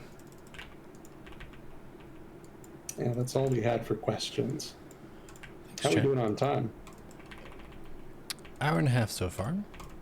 Okay. Can take it as it goes. If it's a slow week, you don't need to do the full bit either. Well, we've got stuff on general items that we can get to. Nice. Let's see, there's been some Rwanda stuff. You can kind of take or leave that. Ecuador has an election coming up. The big issue right now is violent crime. I think we talked about it a year or two ago. I can't remember how long it's been. I guess it's been longer than that, because the current guy running for re-election was running for election for the first time. The last time we talked about Ecuador a lot. And when we did, the big issue was crime. And there was specifically a gang that raided a TV station while they were live on air. So you could actually see the gang members like rounding people up and pointing guns at people and stuff. It was pretty wild. People in Ecuador were pretty shocked by it. But that was a part of a general escalation in violence ahead of that election. The gangs were kind of trying to pressure the anti-gang politicians into either dropping out of the race or into being more conciliatory. So the guy that won was one of the anti-crime reformers, and his track record is okay. Violent crime has fallen over the course of his term, but it's also increased over the past year. So kind of a mixed bag in terms of results. He did crack down pretty hard. He did, for example, declare martial law, state of emergency, got the military out onto the streets very early in his term in response to all of the violence. But it hasn't necessarily done a lot of good, and he actually got in trouble at one point. I was reading about this recently. There were 4 boys who were arrested by soldiers over an alleged theft, and they were later found mutilated and burned. Ugh. Which upset a lot of people. When you mutilate and burn children, people get upset. That's actually one of the things that started the Syrian civil war. So being tough on crime is great. Getting the soldiers out of their barracks and into the street to help, that can be popular. But incidents like this is kind of what I expect when that happens. Soldiers are not law enforcement officers. They're trained to kill. That's like their number one job. They're not trained in all of the nuances of dealing with people and civilians. If you've ever watched an episode of Cops, you know how much nuance is involved. Soldiers don't get that kind of training for the most part. When they did, for example, in Iraq, when the government was trying to make them strategic corporals, quote unquote, results were decidedly mixed. Not that great. They did okay, but lots of people were shot to death who probably didn't need to be shot to death, mostly at choke points. That's a whole topic of conversation unto itself. So soldiers are not ideal law enforcers, and this particular case study just kind of underlines that. So the government is unpopular because of incidents in that vein. There is a sense of lawlessness even amongst the law enforcers. He's also been appealing to the Trump administration a little bit. He was kind of sending some signals he might be willing to cooperate if he was able to get some concessions from Washington. Probably nothing will come of this because the election is coming up really soon, and that's probably not enough time for a substantive negotiation to happen in which a quid pro quo could be arranged. Certainly not one in which he could, certainly not one that could happen soon enough for him to put it in a campaign ad and run on it as an example of his negotiating prowess. But I did thought it was notable that, the Trump administration has enough of a reputation in that regard at this point that people who want things, that is to say leaders in other countries who want things, will tap that as a source. They'll go to the administration explicitly with quids pro quo in mind. That's not to say that never happened before. Obviously, countries have always negotiated in that vein. But I don't know that if you're a president running for re-election before the Trump administration, either its first or second term, that you would have necessarily thought that Washington would be interested in doing a quid pro quo that was just predicated on you having something to run on in your bid for re-election. That's kind of trivial. That's not the kind of thing Washington would normally have done. It would have been seen as electoral interference and therefore a diplomatic taboo. But under the Trump administration, that's kind of fair game. So there seems to be more interest in that now.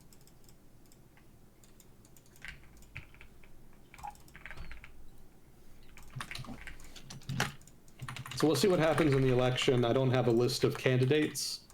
I think Noboa is kind of a conservative candidate. I think he's sort of a reformist / conservative candidate. I think the main opposition has been the socialist left, aligned with the former Chavista leadership. I'm trying to remember his name. I think his name was Rafael Correa. He definitely modeled himself after Chavez, but he was much more competent a leader than Chavez. He didn't run Ecuador into the ground like Chavez did. He's still around. There was kind of a big falling out between him and his second in command after Correa left office. Correa kind of wanted to still influence things, and the new guy wasn't having it. I think the new guy's name was actually Lenin. So Ecuador actually did have a President Lenin for a while, if I'm remembering correctly. So Lenin and Correa didn't get along. And as a result, the opposition has kind of been discordant and disorganized for a while.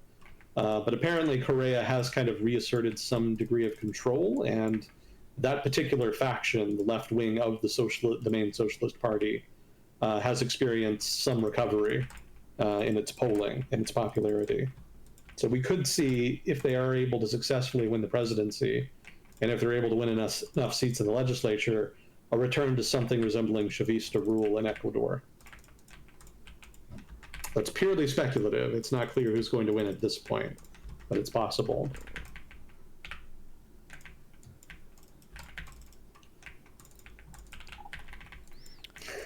Oh, there was a geographical thing that I saw Neil deGrasse Tyson talking about. Ecuador made me think of it. When someone was asking what's the highest place on Earth, he said, well, it depends on your frame of reference, because do you mean the tallest mountain or the tallest point from the center of the Earth? Because the equator is a lot wider than the poles are. The Earth is not a perfect sphere. It's kind of a pear shape.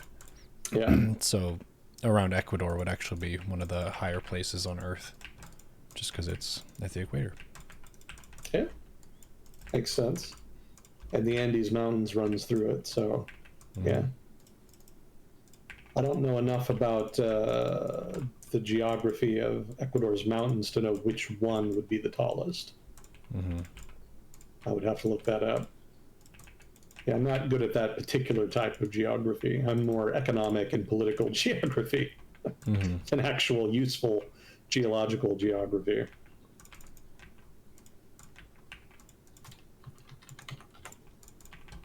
I did have kind of a stupid story for you. Sure. But it does kind of tie into Ukraine a little bit.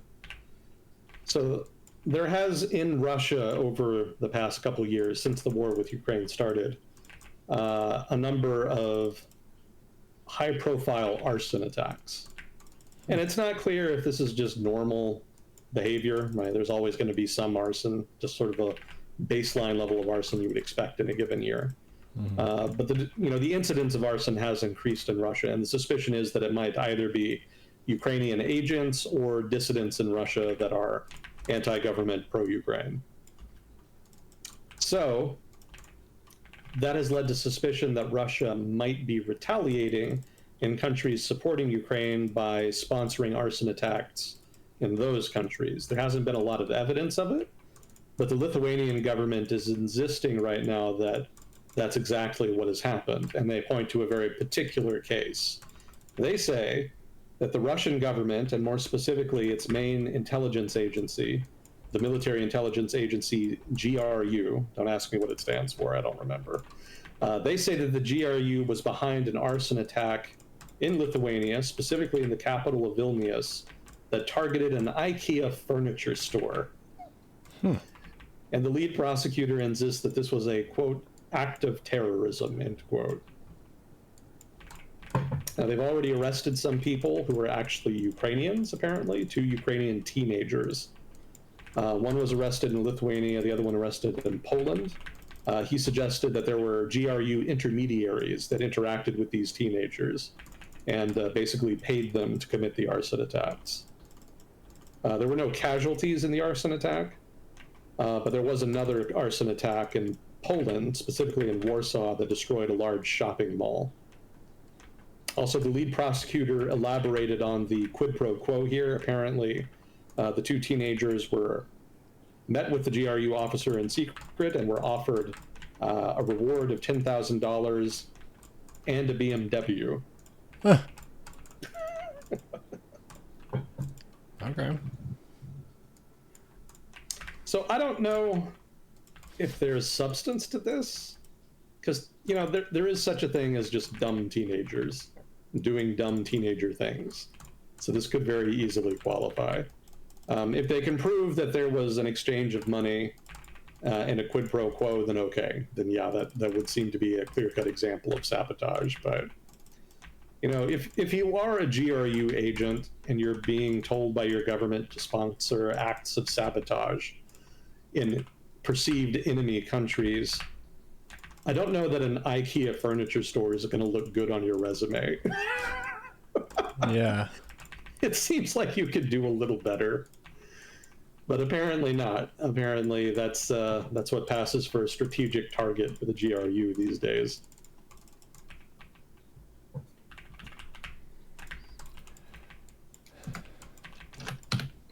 Well, in other European news, Hungary banned LGBT pride parades. What? Why? Well, obvious reasons. It's a very conservative government that has partly made political hay over time out of its opposition to LGBT culture, politics, and pretty much anything and everything that can be related to it. So I was kind of surprised they hadn't banned it already. Certainly, given all of the vitriol that comes out of Fidesz politicians about LGBT, you would think they would have banned it already, but apparently they haven't. Apparently, they've only decided to do so now. Again, not surprised at all given the politics of the government, but a little more democratic backsliding. Yet another example.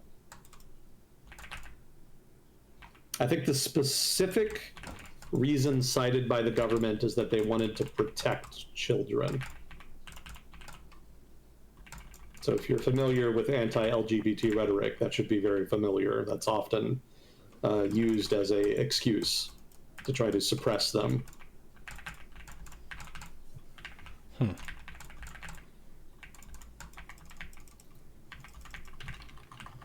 Oh, yeah. Turkey. Have you heard about the mass protests in Turkey? No? What are they protesting? Well, this time, the mass protest is because the government has decided to arrest a leading opposition politician. Specifically, this guy is the mayor of Istanbul, the largest city in Turkey. For those of you not familiar with the background here, the main political party in Turkey is the AKP. They've been running Turkey basically for like 25 years, however long it's been now.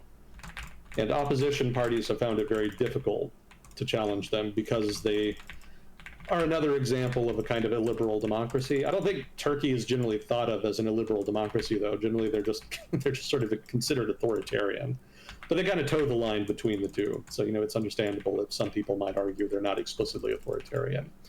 Regardless, opposition parties find it difficult to operate in Turkey, so you can imagine you can imagine the opposition's delight when they actually were able to defeat the AKP in a mayoral election, and a mayoral election in the largest city in the country, no less, Istanbul.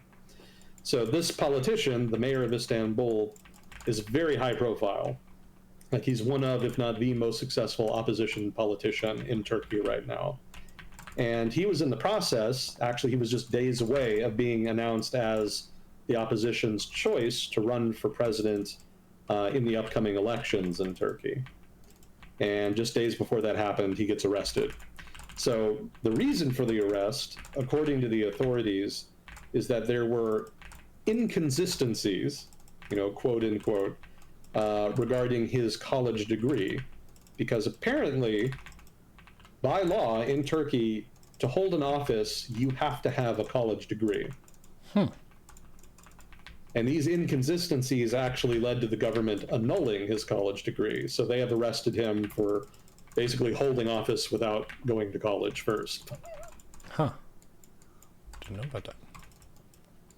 So everybody kind of knows it's a bullshit thing, that's the government making up an excuse to go after somebody who's popular and might actually be able to defeat Erdogan in an election. Nobody has any delusions about it, hence the protests. I see.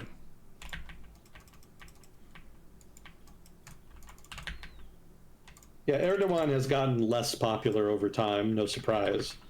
But historically, he's been pretty good at bolstering his popularity enough to maintain a pretty solid hold on, I don't want to say hold on power, that makes him sound like an explicit dictator.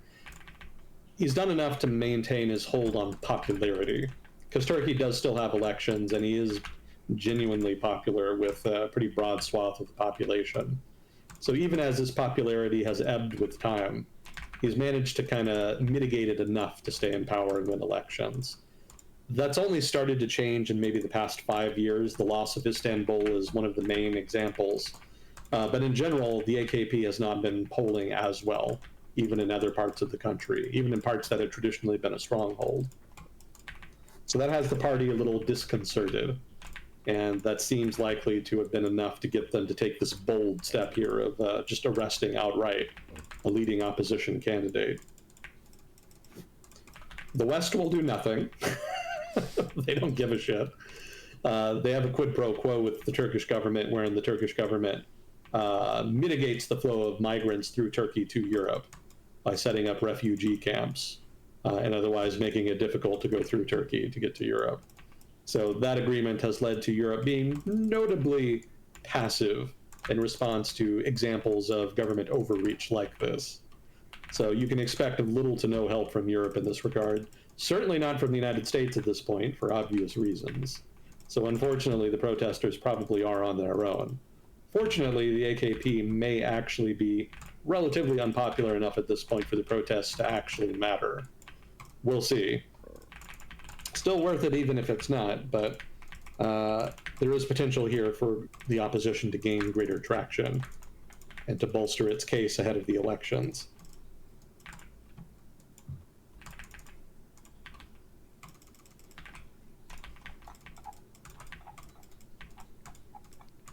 How long has Erdogan been in power? A long ass time. I think it's more than 20 years now. Huh.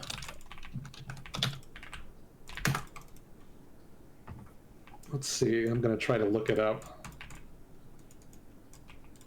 And I want to say it came to power in the early aughts, 2003. Yeah, he was prime minister in 2003. That was the first time he was in power. It's a little confusing because while he was in power, they changed the constitution so that it became a presidential political system. So he was prime minister from 2003 to 2014, but then he became president, as I understand it. So effectively, either in the office of the prime minister or the office of the president, he has effectively been leading Turkey uninterrupted since 2003.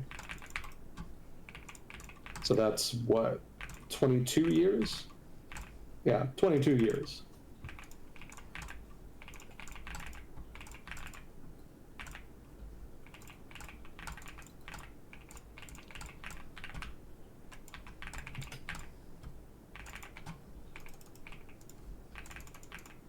Let's see, well, we did have some East Asian stuff. Let's see, the president of, well, I guess I should say former president of South Korea, Yoon Suk-yeol, was charged with insurrection, formally. I haven't received a lot of updates. The last update about him I got was he might actually be released. He's been detained. He was arrested after a couple failed attempts a couple months ago. But he's been appealing, trying to, you know, basically get the court to allow him to roam freely, to not be under arrest. You know, he is being held in a prison, I think, if I'm not mistaken. So that's, you know, the decision on that is pending. And there's concern that if he gets out, you know, he may flee the country or maybe even worse, try to rally support to his cause and take another crack at another coup.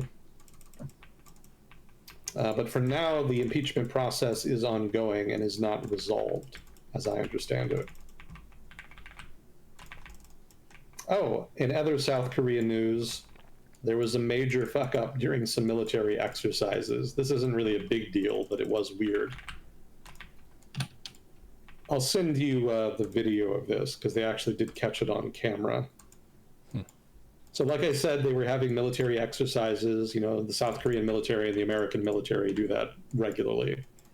So what happened is during the exercises, they were going to bomb a target, right? So they had the JDAM, GPS-guided bomb, on a South Korean plane. And then as part of the exercise, they were supposed to bomb something. You know, it's probably just some target or whatever. And what happened is that the pilot, or maybe the weapons officer, put in the wrong GPS coordinates. Oh. Just got them in wrong. Pure accident. Oops. And unfortunately, that meant that instead of bombing a target, presumably at a target range, they accidentally blew up a neighborhood. Oops. It hit a residential neighborhood. Specifically, it hit a church. Oh. Or at least close to it. So the video camera, I guess at the church or maybe at a house, actually recorded the bomb going off, which is what I sent you. So that's a pretty grievous mistake. Maybe not surprising, you know, I guess it's easy to enter the wrong numbers when you're trying to enter the GPS coordinates, but you do need to be more careful about that. That is something you should be taken very seriously. So presumably whoever is responsible is in a lot of trouble. That seemed to be the consensus opinion amongst commenters.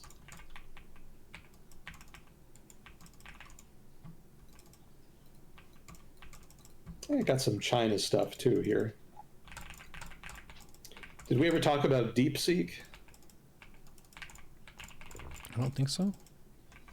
So DeepSeek is an AI program. You can think of it as basically being the Chinese equivalent of ChatGPT. And it was released just a few months ago, probably even more recent than that. And the reason it made the news is that it's equivalent to ChatGPT, maybe even a bit better, but it was produced much, much more cheaply. Silicon Valley has dumped billions of dollars into artificial intelligence, NVIDIA, ChatGPT, etc. So the idea that the Chinese were able to produce a product that is comparable, if again not better, but on a fraction of the budget, sent markets into a tizzy. Like NVIDIA lost a shit ton of money in terms of stock value after that. Probably recovered a lot of it since then, but yeah, there was definitely a period there where there was great concern that the Chinese may actually be better at doing this artificial intelligence thing than Western firms. And there was a huge amount of churn in the stock market correspondent to that.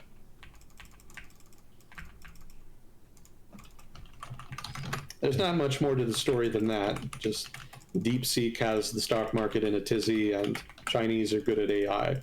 Not really all that surprising in the grand scheme of things. As a side note, I was actually talking to a friend in China about artificial intelligence, and I'm kind of a skeptic. I'm a little dubious about its actual utility, at least as it is now. So when she brought it up, I was very curious about, you know, do you know anybody who uses DeepSeek and how regularly is it used? What's it used for? That kind of stuff.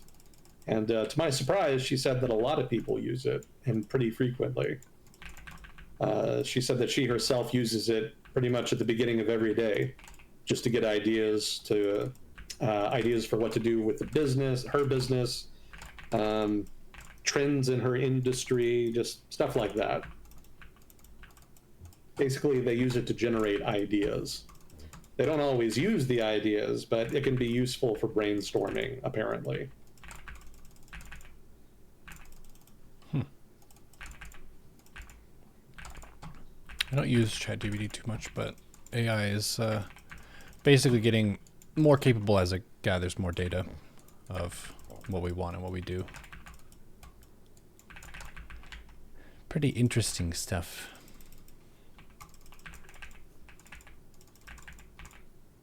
Have you ever heard of Red Note? Yes. That's the one that some people were migrating to when TikTok was maybe getting big, right? Exactly. Did you know that it's a Chinese app? Yes, I heard that it was even less secure than TikTok for your information. Yeah, it's not just a Chinese app. Like, it's almost its entire user base basically had historically been Chinese. So it wasn't even really nominally available outside China. Like, you had to go out of your way to get it. And so it kind of caught everybody off guard, both the Chinese government and the actual user base of Red Note, when all of a sudden all of these Westerners who have been using TikTok suddenly start flooding into the platform. This again was because of the TikTok ban that was supposedly about to happen. So a bunch of people preemptively started trying to migrate over to what they saw as an alternative.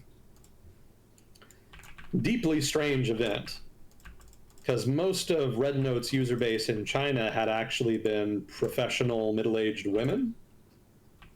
And now instead of, all of the stuff you would expect, that would be popular with that particular demographic, now you've just got a bunch of like Western teenagers coming in and just doing a bunch of random TikTok teenager shit. Mm-hmm. It was actually an interesting example of cultural exchange, because there's not a lot of applications that have both a large Western and Chinese user base. So they don't necessarily get to interact all that often. And so in RedNote's case, because it's in China, and they had, again, it had both, they got to kind of communicate more readily than they have historically. And there were some interesting exchanges that happened. One of them is that people kind of started to learn how much more censorship there is in China than there is outside of it. TikTokers are kind of used to some degree of censorship, but some of them were a little taken aback by just how much more censorship there was on RedNote. In fact, some of the Chinese users went out of their way to start posting videos elaborating that all of these newcomers were welcome, but there's some things you should know not to talk about, and here's a list of them. Mm-hmm. That's funny. The rules are different here. Oh, fun trivia, by the way. RedNote is the English name of the application. The Chinese name translates as Little Red Book. Are you familiar with the reference? I feel like it's from some government story, but I can't remember. This is a reference to Mao's Little Red Book. So back during they still live in the communist period. After the Chinese communists seized power in China, and then I think after, I want to say in the 1960s, one of the ways that, maybe it was in the 60s, I'm getting the time frame mixed up, but basically after the communists seized power, Mao had a book published that had a bunch of his quotes, anecdotes, stories, and basically just a general description of his thinking and strategy about communism, society, etc. And that book was called The Little Red Book. And it became very famous in China. It was one of the most published books in the country. And during the Cultural Revolution, Red Guards kind of used it as their Bible, like it was their sacred item. They would carry it with them wherever they went. And if you look at photos of Red Guards during the Cultural Revolution, they almost always have the Little Red Book prominently displayed. Often they would hold it up in the air during rallies and stuff. So RedNote is named after that. Interesting choice to me, given the historical context. Yeah. Well, it's already got a super political basis. Yeah, super political basis, but again, not a super political user base. It's just kind of women talking about, their lives, their jobs, women's issues, etc. Stuff like that. It was apparently like a really chill app. Like it was just kind of known for being like fairly mellow, not antagonistic, basically the opposite of American apps. Most of them tend to be pretty antagonistic. So yeah, Little Red Book, kind of a symbol of a great degree of political violence in China, now being used to name a app popular with middle-aged cat ladies. Make of that what you will.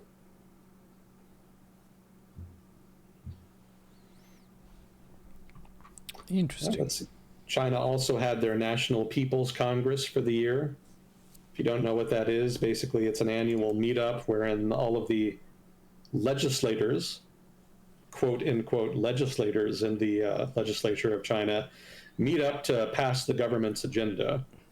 And of course, as you would guess, it's a rubber stamp institution. Like all of the decisions are made beforehand by the party leadership. But they still go through the motions of having, the people's representatives meet up and pass laws.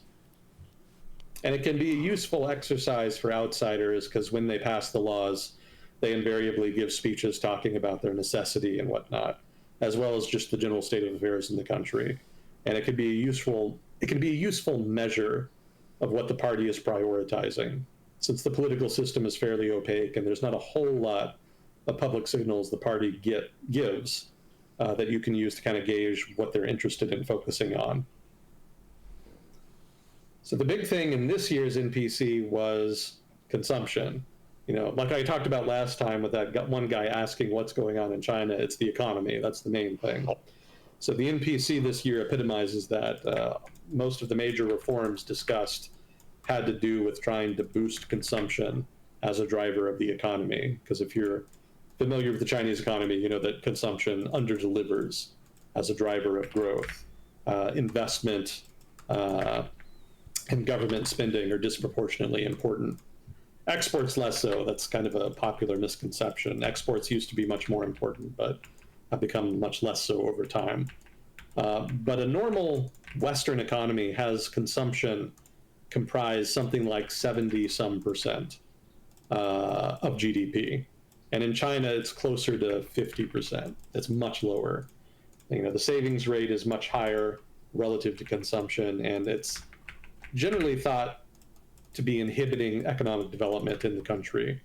And the reasons this happens are multifaceted. That's kind of a whole conversation unto itself.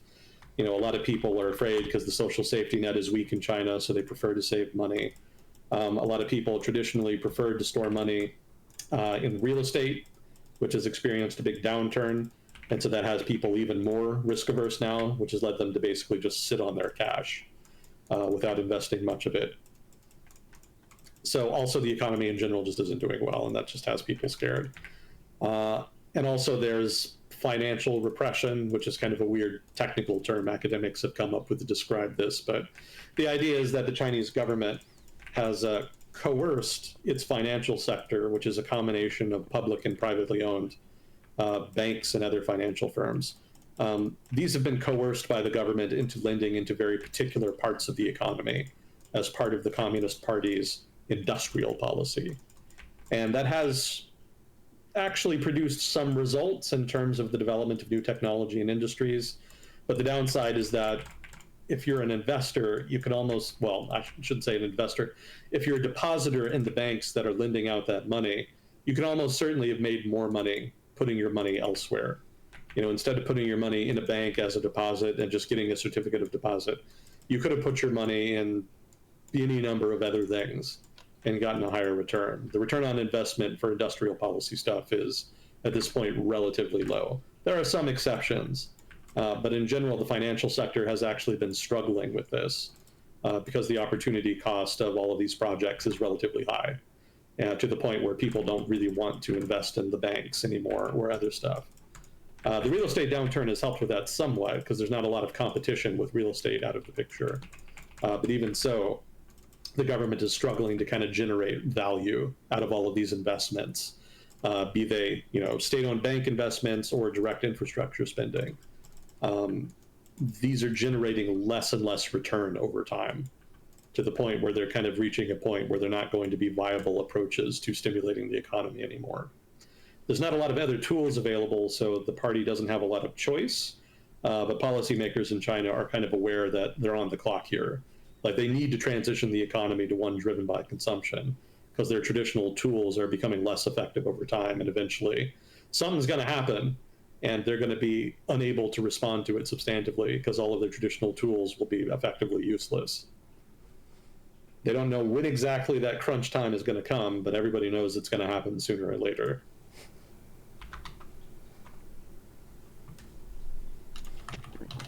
So what are some things that the party wants to do here in order to increase consumption? Well, one of the things that they want to do is to increase government spending, which again is not great, but the transition to consumption is not going well. And the thinking goes that in order to boost consumption, they need first to improve the economy so that people feel more comfortable and, by extension, become more likely to spend money rather than save it. This is what economists call the propensity to save. So by increasing government spending, they're hoping to stimulate the economy and decrease the public's propensity to save, thereby increasing consumption.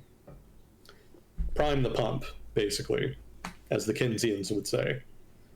This is something the government has actually been pretty resistant to doing over the past couple years, because they know that this is going to kind of exacerbate existing problems in the economy.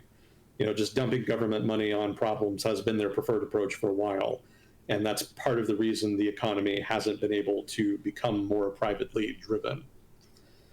But at this point, there's just not a lot else they can do.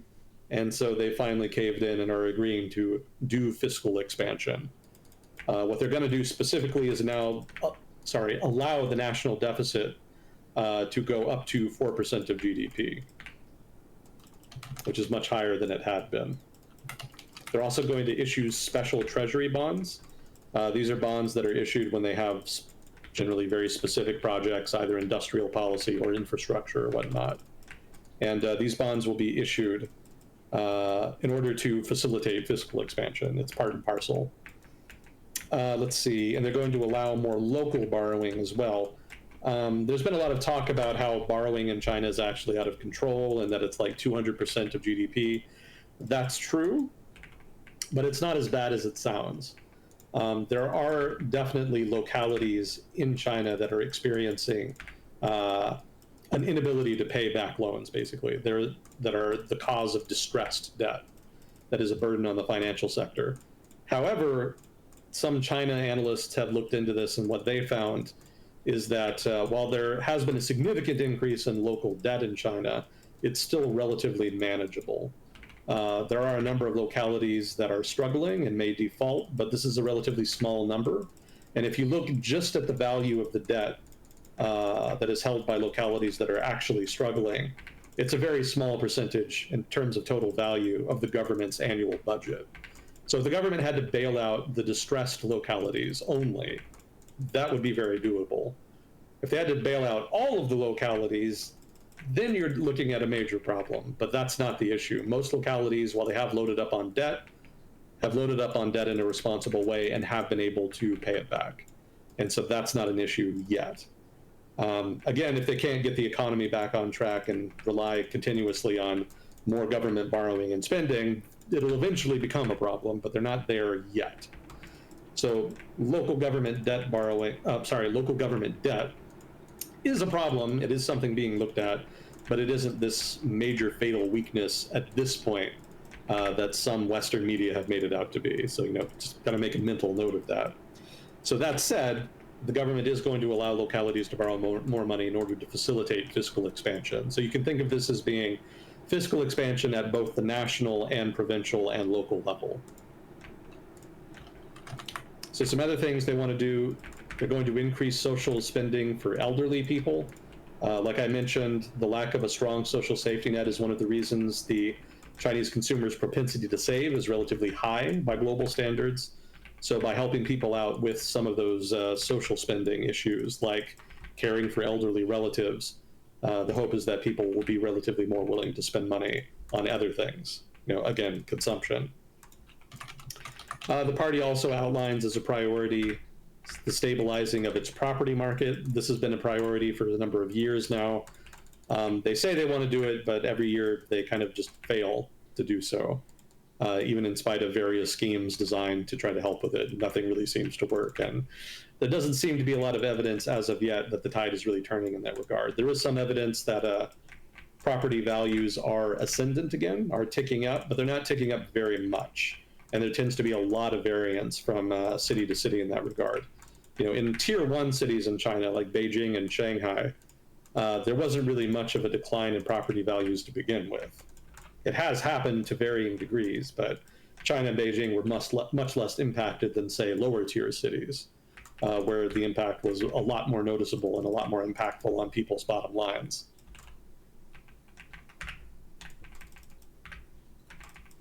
Oh, and the party also says they want to spend more money on industrial policy, because of course they do. Industrial policy has been one of their main priorities for decades now, and in particular under the Xi Jinping government. So no surprise they want to double down on that. All the more so given the trade tension with the United States. Part of the reason the party wants industrial policy and prioritizes it so much is because they're concerned that if they're not fully, or at least mostly, self-sufficient economically, then they will be vulnerable to pressure from predatory foreign powers. like, say, the United States, which famously under Trump has been pretty hostile to China, at least in terms of the trading relationship. Obviously, there are some reasons for that. The Trump admin is not entirely unjustified in taking that approach, but if you're the CCP, you're more interested in maintaining your hold on power, and being vulnerable to foreign powers you see as hostile is not great for you in that regard. So, and doubling down on industrial policy allows them to be more self-sufficient, and for the party, that translates to greater security and a stronger hold on power. So that's a priority that is not likely to change, almost regardless of what kind of pressure is brought to bear on China. That for them is a core issue, maybe even an existential issue.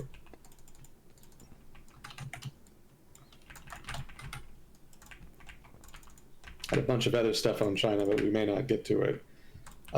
Japan. I don't know why I put this here. This is another stupid story. So there was a employee of Japan's finance ministry that had a night out with colleagues. If you're familiar with Japanese work culture, you know that you're kind of obligated to go out drinking with your boss and your coworkers every night or every other night, very frequently, basically. So that's what this guy was doing. He was out all night, and eventually he made it home. But what he found is that he had lost some important documents that he had been carrying with him. And apparently these government documents contain the personal data of 187 people that were suspected of drug smuggling. Oh. Yeah, it's not the kind of stuff you want to just kind of lose on a train. Apparently there's some details here on the night out. So he had 9 glasses of beer during a 5-hour-long night out with coworkers. This would have been in Yokohama. Apparently he lost the bag the documents were in on the train ride home. Presumably he was very drunk. Yeah. So kind of embarrassing for the Japanese government. They've been, that is to say the LDP, the party that has been running Japan, they have suffered a whole slew of scandals over the past couple years. This is a relatively minor one. It's certainly the latest, but it's not the biggest. And this is not helping their case here that they're going to try to turn things around. They did have a new leader come to power. The LDP elected new leadership in the hope he would kind of take the party in a different direction and restore the public's confidence in them. But shit like this does not bode well for the effort. I would point out as a side note, this also kind of undermines their relations with the United States. One of the things the Japanese government has wanted to do in its security relationship with the United States is to increase the degree of integration of intelligence work specifically. The idea is that, sorry, what? I didn't say anything. Oh, sorry, I heard things. They want to engage in more intelligence sharing with the United States. And they've actually said at various points that they would be interested in joining Five Eyes. If you don't know what Five Eyes is, that's a international informal group of nations that encompasses the United States, the United Kingdom, Canada, Australia, and New Zealand. And basically, it's an informal agreement between them to share intelligence. And they probably share more intelligence than any other group on Earth. Like, the United States has a closer relationship with those countries than it does even with other NATO members. And so there's a kind of implicit trust there between them because, partly because they're all just part of the Anglosphere, but also because all of them implement security measures that are sufficient to inspire Washington's confidence that anything it shares with them will not just be immediately leaked and lost to hostile powers. So there's a lot of confidence. It's a long-running relationship, very tightly integrated intelligence apparatus in all 5 countries. Japan is interested in joining that group. But the criticism from Five Eyes members, and the reason Japan has not been granted privileged access to the group yet, is specifically because there are concerns about lax security measures in Japan that would threaten sensitive intelligence that might be shared with them, threaten the integrity of sensitive intelligence that might be shared with them. And they have asked Japan to tighten up in that regard. to improve its security measures so that it could hypothetically in the future possibly qualify for Five Eyes membership. And then shit like this happens, so it doesn't inspire a lot of confidence. And so that's what I mean when when I say it harms relations with the United States. This kind of underscores that American criticism that the Japanese, and more specifically government workers in Japan, are not sufficiently serious about sensitive documents and intelligence. I'm sure intelligence agents in Japan are much more rigorous than this guy was. They're probably not losing shit on a train ride home after a drunken night out. But this is definitely kind of emblematic of the kind of problem that Japanese workers sometimes have, and is correspondingly responsible for skepticism from Western allies. Mm-hmm. How can we trust you? You're drunk every night.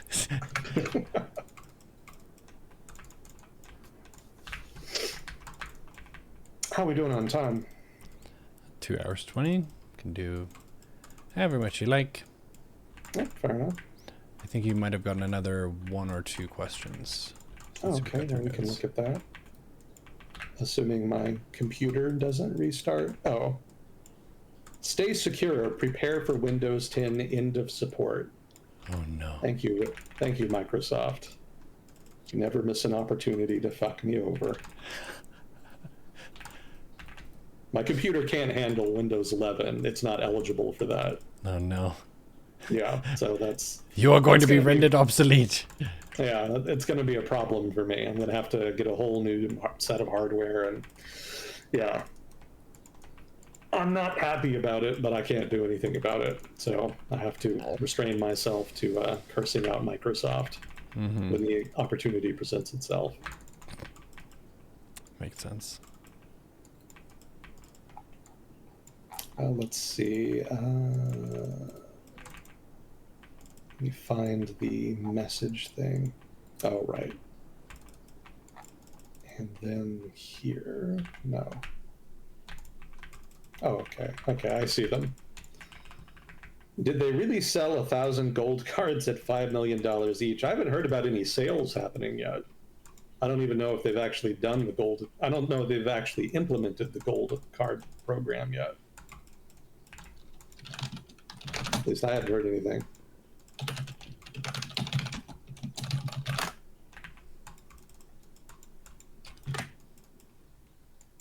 Yeah, I haven't heard about any sales yet, but it has been proposed. I know that much.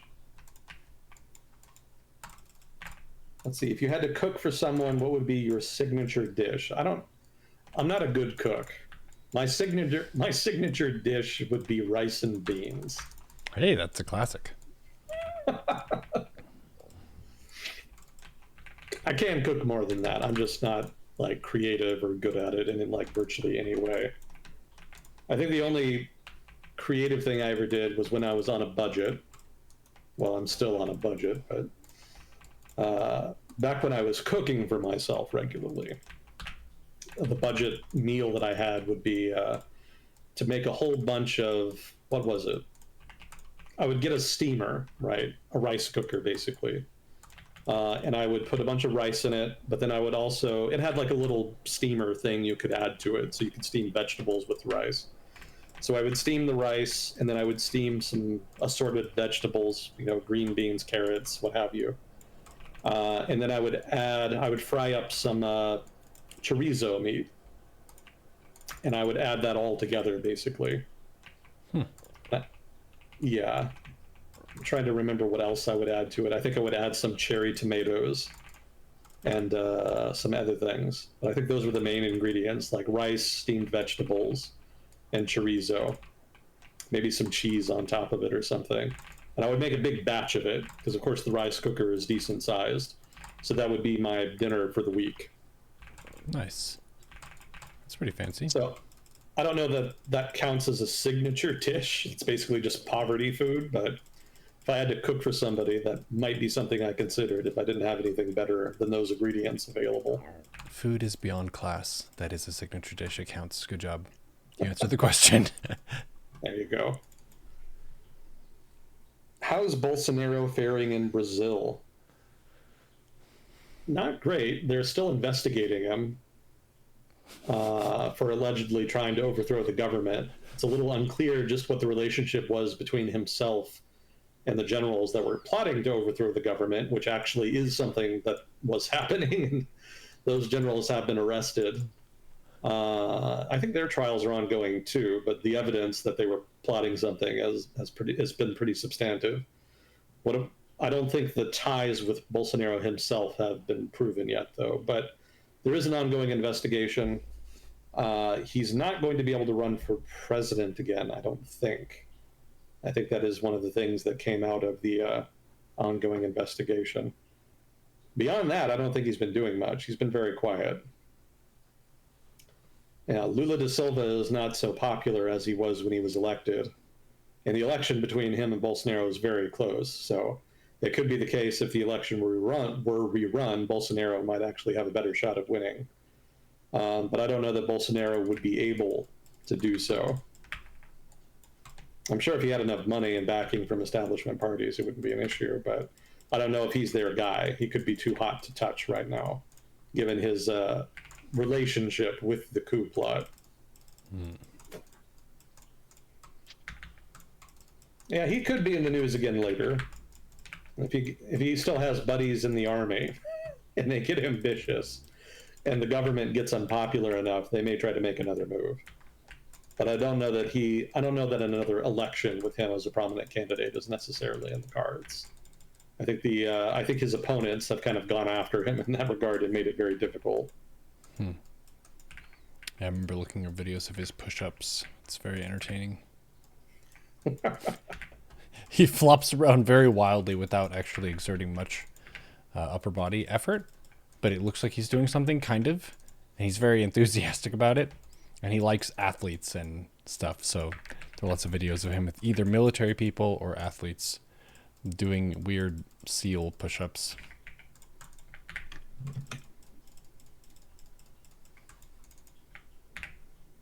Let's see. I am a Canadian living in Quebec. What would be your take on the tariffs USA put on Canada and Mexico? We've talked about it in earlier segments at length.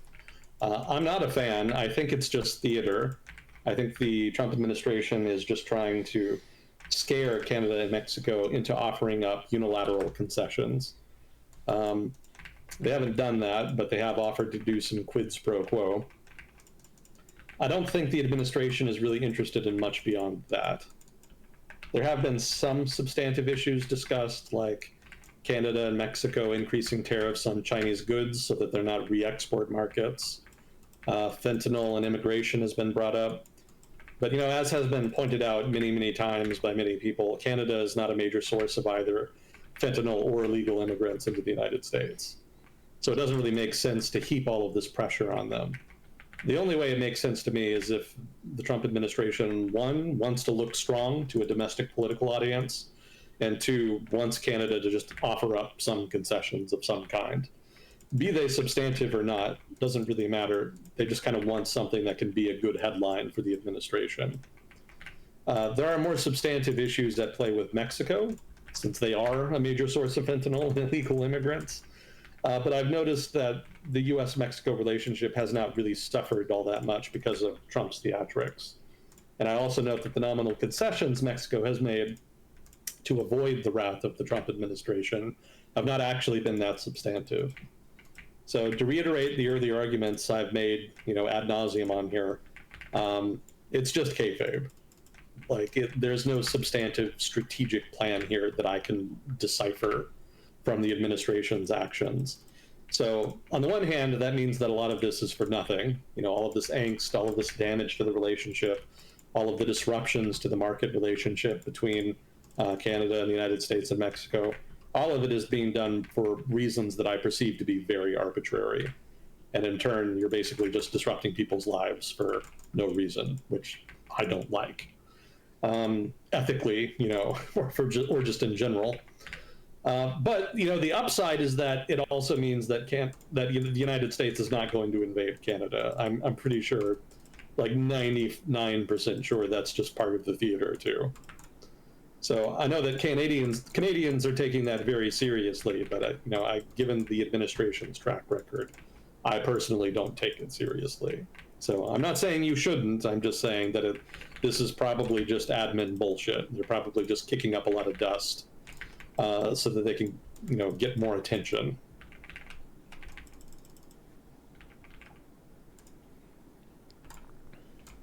Attention is exciting. Some people are more attention-seeking than others as well. Well, certainly we've got an excellent case in point in the White House right now. Mm-hmm. I'm a streamer, so I can't really talk shit about seeking attention because I have camera on all the time. Well, it's all about why you want the attention and what you use it for. So Trump is a narcissist. He wants the attention for his own self-aggrandizement. And then he uses the attention he gets basically to feed his ego and to do a bunch of political stuff that some people agree with, some people don't. The people who don't agree with it find it, a lot of it anyway, pretty abhorrent. So I don't think Trump is a great example I don't think Trump is a good example of the potential for attention whoring to be a good thing. Your humble self, by contrast, you want it because it's your business, your livelihood, and you use it to spread mindfulness, which is especially needed in the gaming community. So I think that is, by contrast, a good example of seeking and using attention for positive reasons. It can be done. Well, thanks. So I think you would be well within your rights to criticize Trump for seeking attention. I don't think the motives and the usage of the attention warrants forbearance on your part in that regard. Forbearance, good word. Yeah, we could use more of it in politics. I think that's something a lot of people have forgotten about in politics. Certainly the Trump administration doesn't seem to like it. Well, the last question we had is, do you appreciate YouTube commenters or Twitch chatters more? Oh, I appreciate... What? Go ahead. That's like asking who the favorite kid is. Yeah. I was about to say, we appreciate both equally. All participants in our project here are welcome.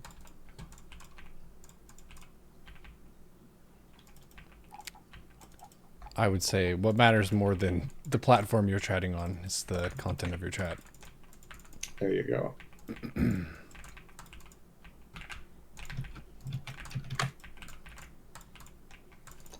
Let's see, we've got a couple more items we can get to here. I had an update on the Philippines. Do you remember Sara Duterte? Mm-hmm. Yep. Yeah. So, well, this is not Rodrigo Duterte. This is his daughter, right? Vice President. Okay, then nope. Okay, just checking. Yeah. So I shouldn't say dictator, former president. He was very unpopular because, well, he was popular actually because he launched a drug crackdown that killed a bunch of people. A lot of people were exasperated with the degree of the drug problem in the Philippines and the crime issue that was related to it.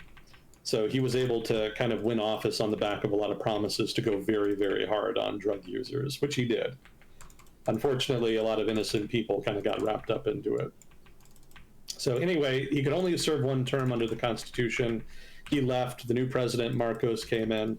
Marcos kind of had an implicit alliance with the Duterte family, and that was manifested by Duterte's daughter, Sara Duterte, being announced as Marcos's vice president. So the drama over the past year or so has been the falling out between Marcos and Sara Duterte. And it got to the point where Sara Duterte was concerned enough, or at least pretended to be concerned enough about her safety, that she convened the press for a press conference in which she announced that if anything happened to her, she had contracted people to kill the president. Wow.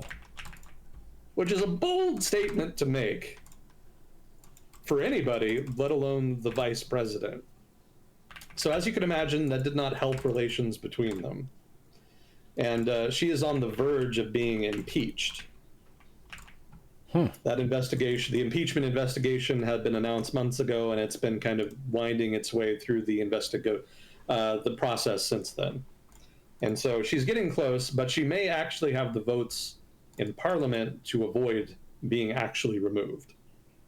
There's a lot of Duterte loyalists in the Parliament, and so them and the Marcos people have been competing with each other for the votes of everybody else in the Parliament. So there's this big political battle happening there to see whether or not Sarah Duterte gets kicked out of office or not. Now, that was all dramatic in and of itself. But then something even more dramatic happened. And this is going to shock you, Neuro. It's going to shock everybody listening. This is something that many of you have never seen in your lives. A major leader, a major authority figure, has been held accountable. Rodrigo Duterte was arrested in Manila and handed over to the International Criminal Court so that he could be charged and investigated for the crimes committed by his government during his time in power. And this relates again specifically to the drug crackdown killings. Very rare to see a former president go down like that. I know some people hear that and are maybe shocked, maybe even afraid. Very rare, but it has happened. He is actually being held accountable. Is it because there are that may seem. fewer protections on a former president than on a current president? It's not so much about protections, it's more about sovereignty. Generally, nations are not willing to turn over major political leaders to the ICC, even if they're members, and especially if those politicians are very popular. Certainly, Serbia had more than a few leading generals and politicians that were wanted by the ICC that they refused to hand over, specifically because the public would have been very upset if they had done so. So the Philippines, presumably, was never going to hand over Duterte, even in spite of the ICC request for him, because he was a powerful politician, presumably had protections, had people in the government, who would stop it from happening. And instead, this falling out between Marcos and his daughter has apparently gotten so bad to the point where the government was actually willing to de facto exile him, basically say, actually, you know what? We will cooperate with the ICC on this investigation. We will arrest him and hand him over. Please put him in jail forever. So the Marcos government here is making a power play. One would like to think they were doing it because it's the right thing to do, but more likely this is them making a body blow against the Duterte coalition in the government. It's not a crippling blow. Obviously, Duterte can still kind of run his patronage network, even if he's, in jail. But it'll be harder to do. And certainly it's not a good look for, his supporters that he's being investigated by the ICC and is being detained.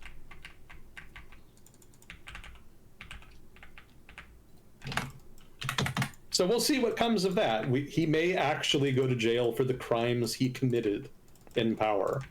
Crazy. Very, very interesting and rare case study in accountability.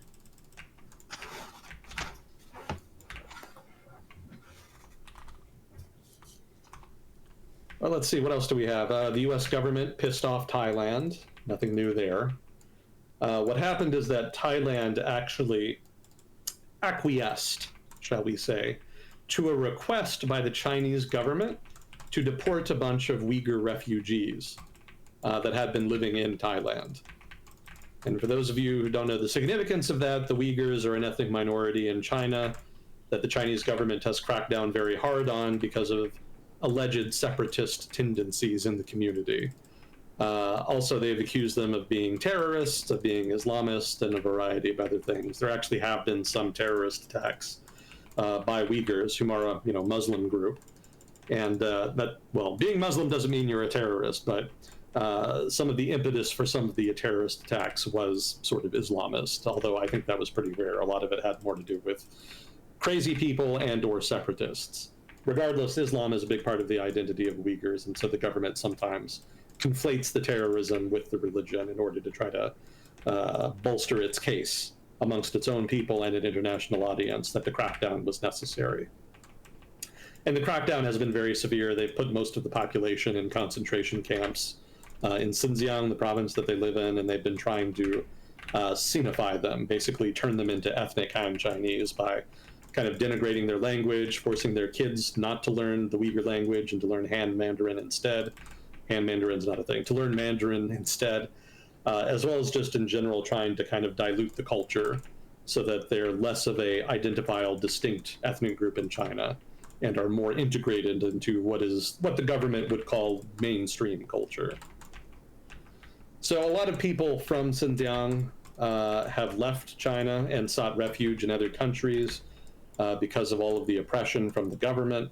And so for refugees of this group to be deported back to China is a big deal. That is borderline a human rights violation, depending on the law you're looking at. And the American government actually kind of took umbrage at this and actually sanctioned some of the Thai officials that were involved in the return of the refugees, which of course the Thai government didn't really much like. The European Parliament also got in on it, but they didn't really do anything. They just kind of condemned Thailand generically. We generically condemn you. Yeah. Well, I mean, it's the EU Parliament. They can't really do much more than that. But they did call for the European Union proper to actually get involved and to apply some kind of restrictions, sanctions, etc. Basically some punishment. Thailand, for its part, probably didn't feel it had a whole lot of choice. Thailand has significant economic ties to China, and so isn't necessarily in a strong position to run against Chinese government demands, especially demands that are not really a threat to Thailand per se. You know, from Bangkok's perspective, turning over the refugees probably was kind of a sign of good faith on their part. You know, just a minor thing that they could do to build positive relations. But in the West, response was very negative. It almost kind of surprised me a little bit because human rights has obviously not been a big priority in Trump's foreign policy, either in his first term or in this term. So it was interesting to me that they actually did apply some sanctions in response to a perceived human rights abuse. I don't think it means that human rights are going to be a big part of Trump's foreign policy. I suspect the bigger issue here is China. They're probably here trying to flex on Thailand to try to get them to be more resistant to Thailand and, to be more resistant to China and Chinese inquiries in future, and to side and align more with the United States. I don't know that kind of pressure has worked in the past. Pretty mixed results. After the military seized power the last time in Thailand, the U.S. government did apply some pressure on them to restore democracy, and the military junta was very negative about that. It was not a well-received inquiry from the United States. So I don't think things will be that different this time. I think overall, Thailand probably still aligns more with the United States. It is technically a treaty ally that the United States is obligated to defend in case it's attacked. But Chinese economic influence is just so great that I think the government there would find it very difficult to go too hard against the Chinese government's will on a sensitive issue. So Thailand is not in play, I would say, in terms of Sino-American competition, but it's not nearly as aligned with the United States as it used to be. I think it would prefer to avoid confrontations now to a much greater degree than was the case during the Cold War, for example, when they felt much more threatened and were a little more gung-ho about confronting, say, China or other communist countries in the region.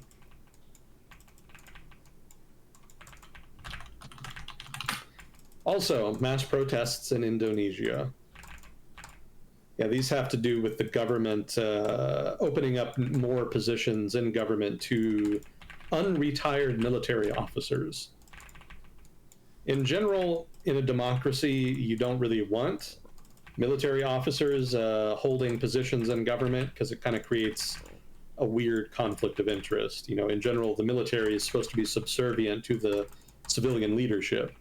But if you have actual military officers serving military officers specifically, leading whole government departments, there's this question of authority. So does that military officer run it independent of the military? Or are they supposed to continue following orders from officers in the military that have a higher rank? And the issue there is that those higher ranked military officers de facto have control of the department if the officer in charge of it does still have to do what they say. So if you give broad swaths of the government over to military officers, you are effectively just letting your military run the country. There is a question of maybe not the president, I want to say the prime minister of Indonesia exercising sufficient oversight that he effectively still controls it, even if the officers in question have kind of dual loyalty to both the civilian leadership and the military leadership. That's possible, but the issue is that if the army has the military it's almost always the army, but the military in general.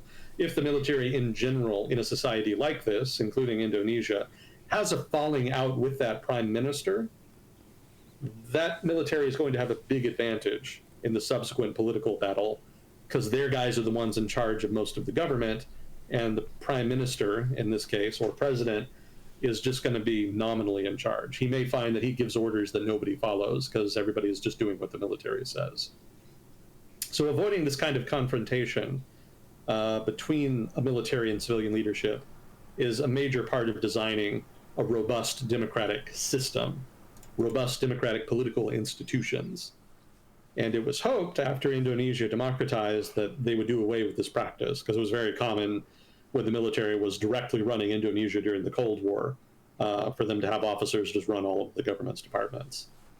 There was some progress. There were a number of departments that the military was forbidden from running, or that were forbidden from having officers run them, more accurately. But there were a lot that were still allowed to have officers run them. And what was the number I had? There was about 10. There had been 10 departments in the government, ministries, technically. There were 10 ministries that were allowed to have officers lead them. And this is, again, serving military officers. What sparked the recent protests is this number was increased by the government to 14. That's not a huge increase. That's not backbreaking. And I don't have a list of the specific ministries in question, so I don't know how sensitive they are. But the bigger problem, and I suspect this is, again, the impetus for the protests, is that this direction of travel is wrong, right? If it was going to change, civil society in Indonesia would have preferred that it go down, right? So that you can have less military influence in government and more civilian influence. And keep in mind that this is disproportionately sensitive in Indonesia because, again, the Indonesian military ran Indonesia itself as a military junta for decades. So anything that increases military power in the political system is a red flag, because the suspicion from the start of the democratization process is the military might at some point try to sabotage it and restore its domination over Indonesian politics. So this has set off a bunch of alarm bells in Indonesia, and civil society is reacting very negatively. Probably won't be able to reverse it. I suspect it's going to be set in stone. The current government has a lot of power, both in terms of the executive branch, but also in terms of representatives in the legislature. So I don't know that opposition is going to be able to do much here than raise a lot of noise and hope that maybe it'll be enough to get the government to give some kind of concession here. But most likely this will go through. Again, this is not like a big body blow for the opposition, but it does suggest that maybe the government is interested in restoring a dominant role for the military in politics. Or not. Maybe this is just something the government wants to do because it genuinely thinks officers are going to be better fits for these roles. But you don't preserve a democracy by giving governments the benefit of the doubt. And so the result is going to be high tension for a while. Oh, yeah, the government will probably do the right thing, right?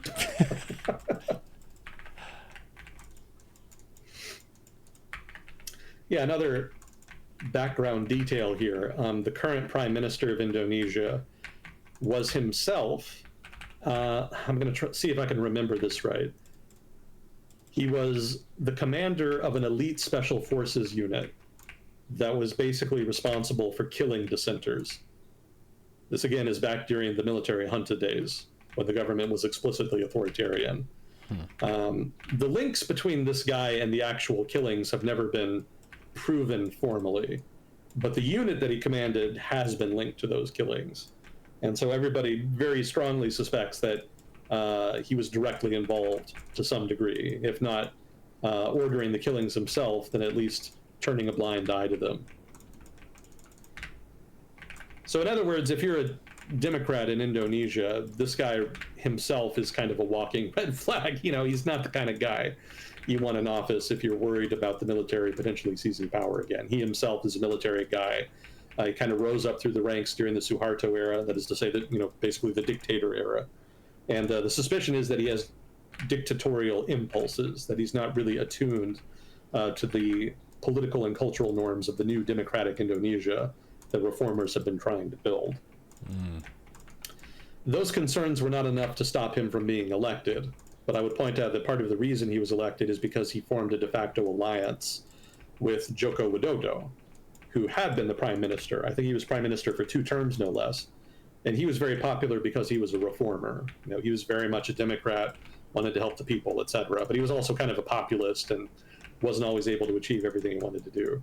He was also a pragmatist, to the point where he was willing to form an alliance with a guy who was very conservative and very much an old guard establishment figure, disconcertingly so for a lot of Widodo's supporters. But he was willing to overlook that in order to build a winning coalition that could actually get stuff done in the legislature. Because in his second term, his party lost seats and he wasn't in as strong a position to do anything, and it was entirely possible that the establishment opposition would stonewall him and prevent him from doing anything. So he didn't want that to happen, so he made an alliance of convenience. And he was able to get more accomplished than he would otherwise, but now we see the trade-off, right? The guys that he made the deal with are kind of soft authoritarian, have a lot of shady links to the previous authoritarian government, and now they're in power on the back of that alliance. And it's not entirely clear what their plans are for Indonesian democracy. We shall see, but for now, the public is in a minor uproar, and they're hitting the streets on account of it.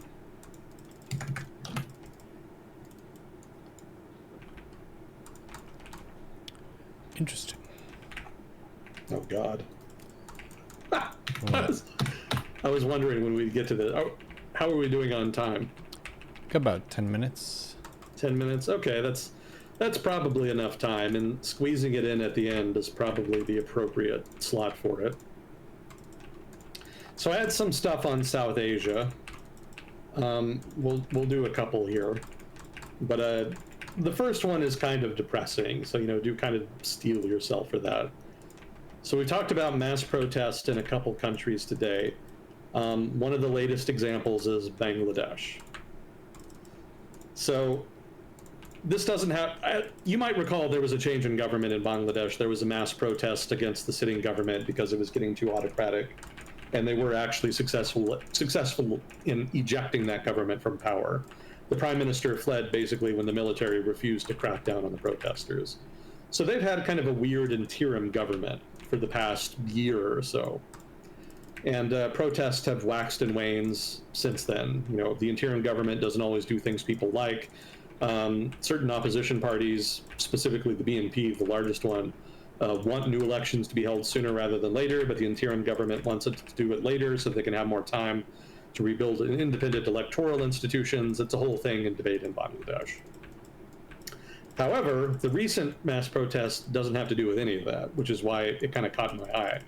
Kind of surprised me. I assumed when I started reading the story it would have to do with the transition, but instead, it had to do with the death of an 8-year-old girl. And you're not going to like this at all. She was raped to death. Ugh. And her death was pretty bad. Like, it wasn't just raped to death. Like, after the fact, the family found out, rushed her to the hospital, and she experienced 3 episodes of cardiac arrest, which, as you might know, is extremely uncomfortable and often very painful. And they were able to resuscitate her after the first 2, but after the third one, she did die at the hospital. And for the curious, it was actually a relative that did this. Her family was visiting a relative, and then the relative raped her while she was in their home. Yikes. Yeah, it was a bad one. It was a bad story. So, As you can imagine, the public found out about this and then flipped the fuck out. And the public is now demanding the government, the interim government, take action on this. And if you're familiar with South Asia, you know that this is not necessarily unusual. That is to say, you know, sexual abuse has been an issue in the past. Maybe some people remember the famous case in New Delhi, 10 years ago, where a woman on a bus was raped violently by some thugs. And that led to mass protests. So this is basically something similar to that, although in this case it's a little more, well, it's not a competition. I don't want to say one is more egregious than the other, but you know, one was an adult woman and this one's an 8-year-old girl, so that's especially bad. So hence the public reaction. Damn. Yeah, sorry, Chad, for the grotesqueness of the news sometimes. Yeah, well, it's worth pointing out because South Asia does have a reputation for this to a degree at this point, but it's important to point out that civil society in these countries, in India, Bangladesh, Pakistan, all of them mobilize on this stuff. It's not like nobody's not doing anything. Like, people who live here recognize it's a problem and have been proactive in trying to address it. And in so much as they haven't been successful, that's largely because the administrative capacity of their states is limited. There's only so much you can do when you're a poor country wherein the government has limited resources and where you have massive populations. You know, Bangladesh is smaller than the state of Texas, but has a population of about something around 200 million people. So the population density is extremely high, and the government just doesn't have the tools to police everybody or even deter people who want to, you know, engage in violent crimes like this. That doesn't mean they don't try. There are reforms that could be implemented, and they are trying. And I think it's important that people be given the credit for that, rather than just writing off the whole region as a region of rapists or something like that.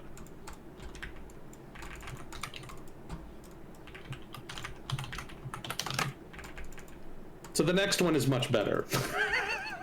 Okay. Can I give a brief suggestion? Sure. In lieu of the R word, some people prefer sexual assault, just to avoid triggering. Okay, she was sexually assaulted to death. Yes, what you said was technically correct. It's just how it hits the listener, I guess. Fair enough. I will take that under advisement and use appropriate language in the future. Cheers. Appreciate it. There you go. I don't want to violate TOS or whatever Twitch has going on in that regard. So I don't think if I ever say anything like that in future, just let me know. Yeah. So in Nepal, more protests. Actually, not really protests necessarily. It's kind of a rally. This had to do with the return of the country's former king. I cannot pronounce his name. Yanendra Shah, I want to say. So for those of you not familiar with Nepal, it was a monarchy for centuries, millennia, very long time. But the monarchy got very unpopular in the modern era, specifically over the course of the Cold War and then into the 80s, 90s, aughts. And the government was not able to shake that unpopularity to the point where a civil war broke out and then raged for several decades. And the largest faction fighting the government in that civil war was the Maoists. The Maoists were never able to fully overthrow the government, but they were able to seize large tracts of the country's territory. And eventually, the opposition, you know, including the Maoists, but also a whole bunch of other parties in Nepal, turned on the king to the point where he just had no base of support, and eventually he agreed to abdicate power and allow Nepal to become a republic. Now, after that, elections were held, the Maoists were the largest party. Everybody else, though, actually distrusted and disliked the Maoists enough to form a giant coalition that encompassed like 20 different political parties. The only thing unifying that coalition was that they didn't trust the Maoists, and they were able to just barely win a majority and form the new government. Now, I say that in order to illustrate just how much tension there is between the Maoists and everybody else. And there's a lot of everybody else. Again, it's not like a unified field. It's the Maoists have like 40 to 50% of the vote generally, and then everybody else is like all over the political spectrum. But the concern everybody has is that the Maoists, being, an authoritarian radical left-wing movement, might want to change the country's politics in that direction, in a direction that becomes less democratic over time. Now, it's important to note that they have not done this. The Maoists have not actually exhibited any kind of inclination towards becoming authoritarian or wanting to seize power or what have you. They have been fairly committed to the democratic process thus far. But their opponents in Nepal, their political opponents, have never really stopped being paranoid about it. And so there's been an immense amount of infighting not only between the Maoists and their opponents, but also within the Maoist camp, to the point where there was a big chunk of them that basically separated and formed their own party. And the result of all this is that not a whole lot has been done in Nepal over the past 10, 15 years, roughly how long it's been since the transition happened. And it has some people nostalgic for the monarchy. And so for the first time, the monarch was able to actually come back, and there was actually a crowd kind of cheering him on, welcoming him back. This is still a pretty nascent development, so you can't really say as of yet that there's a big movement to restore the monarchy. But the fact that it's happening at all is pretty noticeable, because again, the civil war to overthrow the monarch lasted for decades. Mm-hmm. So you would think that it would just be beyond the pale to suggest that he would come back. But apparently political conditions in Nepal are such at this point that it is at least thinkable. Not certain, but thinkable. So it'll be interesting to see how that kind of evolves over the coming years, if anything comes of that. It would certainly be a bizarre twist ending to the Nepali democratization. Yeah, hitting reverse there.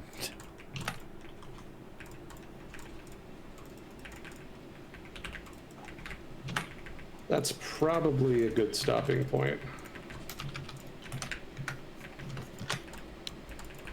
Oh, but you're in game.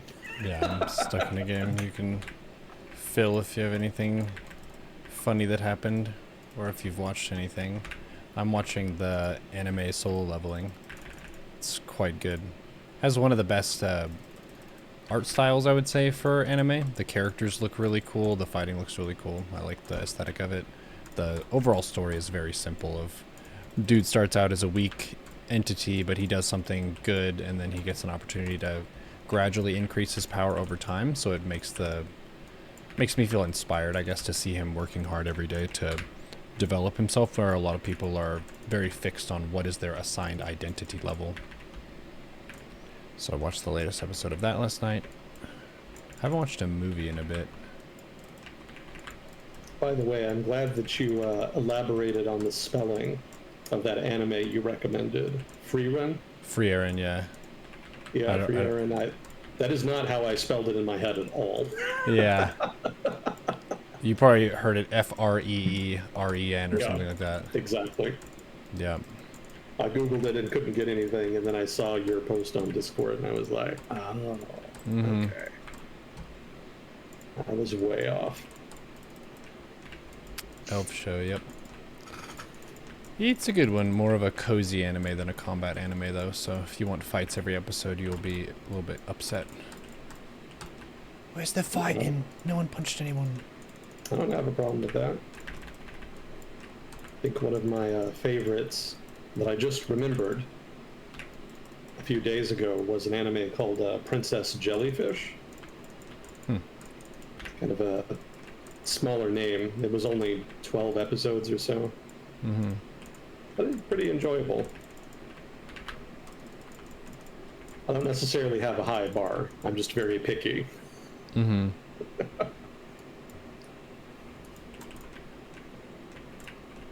Well, I have been playing through Endless Space 2. Nice. Still got that playthrough going. It's going okay. I'm probably not going to win. It's a little hard to judge. Most strategy games kind of give you the benefit of some graphs illustrating how close different players are to winning, so you can kind of judge how radical and risky your decisions need to be in order to maybe catch up, but Endless Space doesn't seem to do that. So occasionally I'll get a message saying that this faction or Civ or whatever is close to winning a certain kind of victory, but it doesn't tell you how close. And so I don't really know like if the game's going to end in 1 turn or if it's going to end in like 10 or like how that works. It just seems like the game is trying to scare me at this point. I've been sticking with it though. We'll see. I've been beating the hell out of the enemy coalition. I got into an alliance with 2 other civs. The Scottish tree guys and then the Sophons. It's basically stereotypical alien-looking dudes. The sciencey ones. Yeah, exactly. Yeah. So I got into a coalition with them, and we're at war with another coalition of 3 states, which was the human one, I think the United Empire, and the the one led by the big titty amphibian woman. I don't know why they drew her like that. Like, amphibians don't have breasts, but for whatever reason. Wait, you don't know why? Because well, I guess we got dudes playing the game who want big titties. Yeah, that's the real reason. That's what it comes down to. But like, it seemed like a weird decision the first time I saw it. Yeah, I can get that from like a xenobiology perspective. Why do they have memories? I respect that question. That makes sense. Yeah, so those are the Lumerians. They're like the econ civ, right? Every civ type game has one civ that has lots of econ bonuses that makes a lot of money. So that's what they are. Mm-hmm. And God, what was the other one? Horatio. That's the third one. Do you remember him? Yes, he's the guy who everyone's a copy of him. Exactly. Yeah. Yeah, really interesting idea for a civ and a strategy game. Pretty cool. Yeah, someone who liked themselves so much. I'm going to be a civilization unto myself.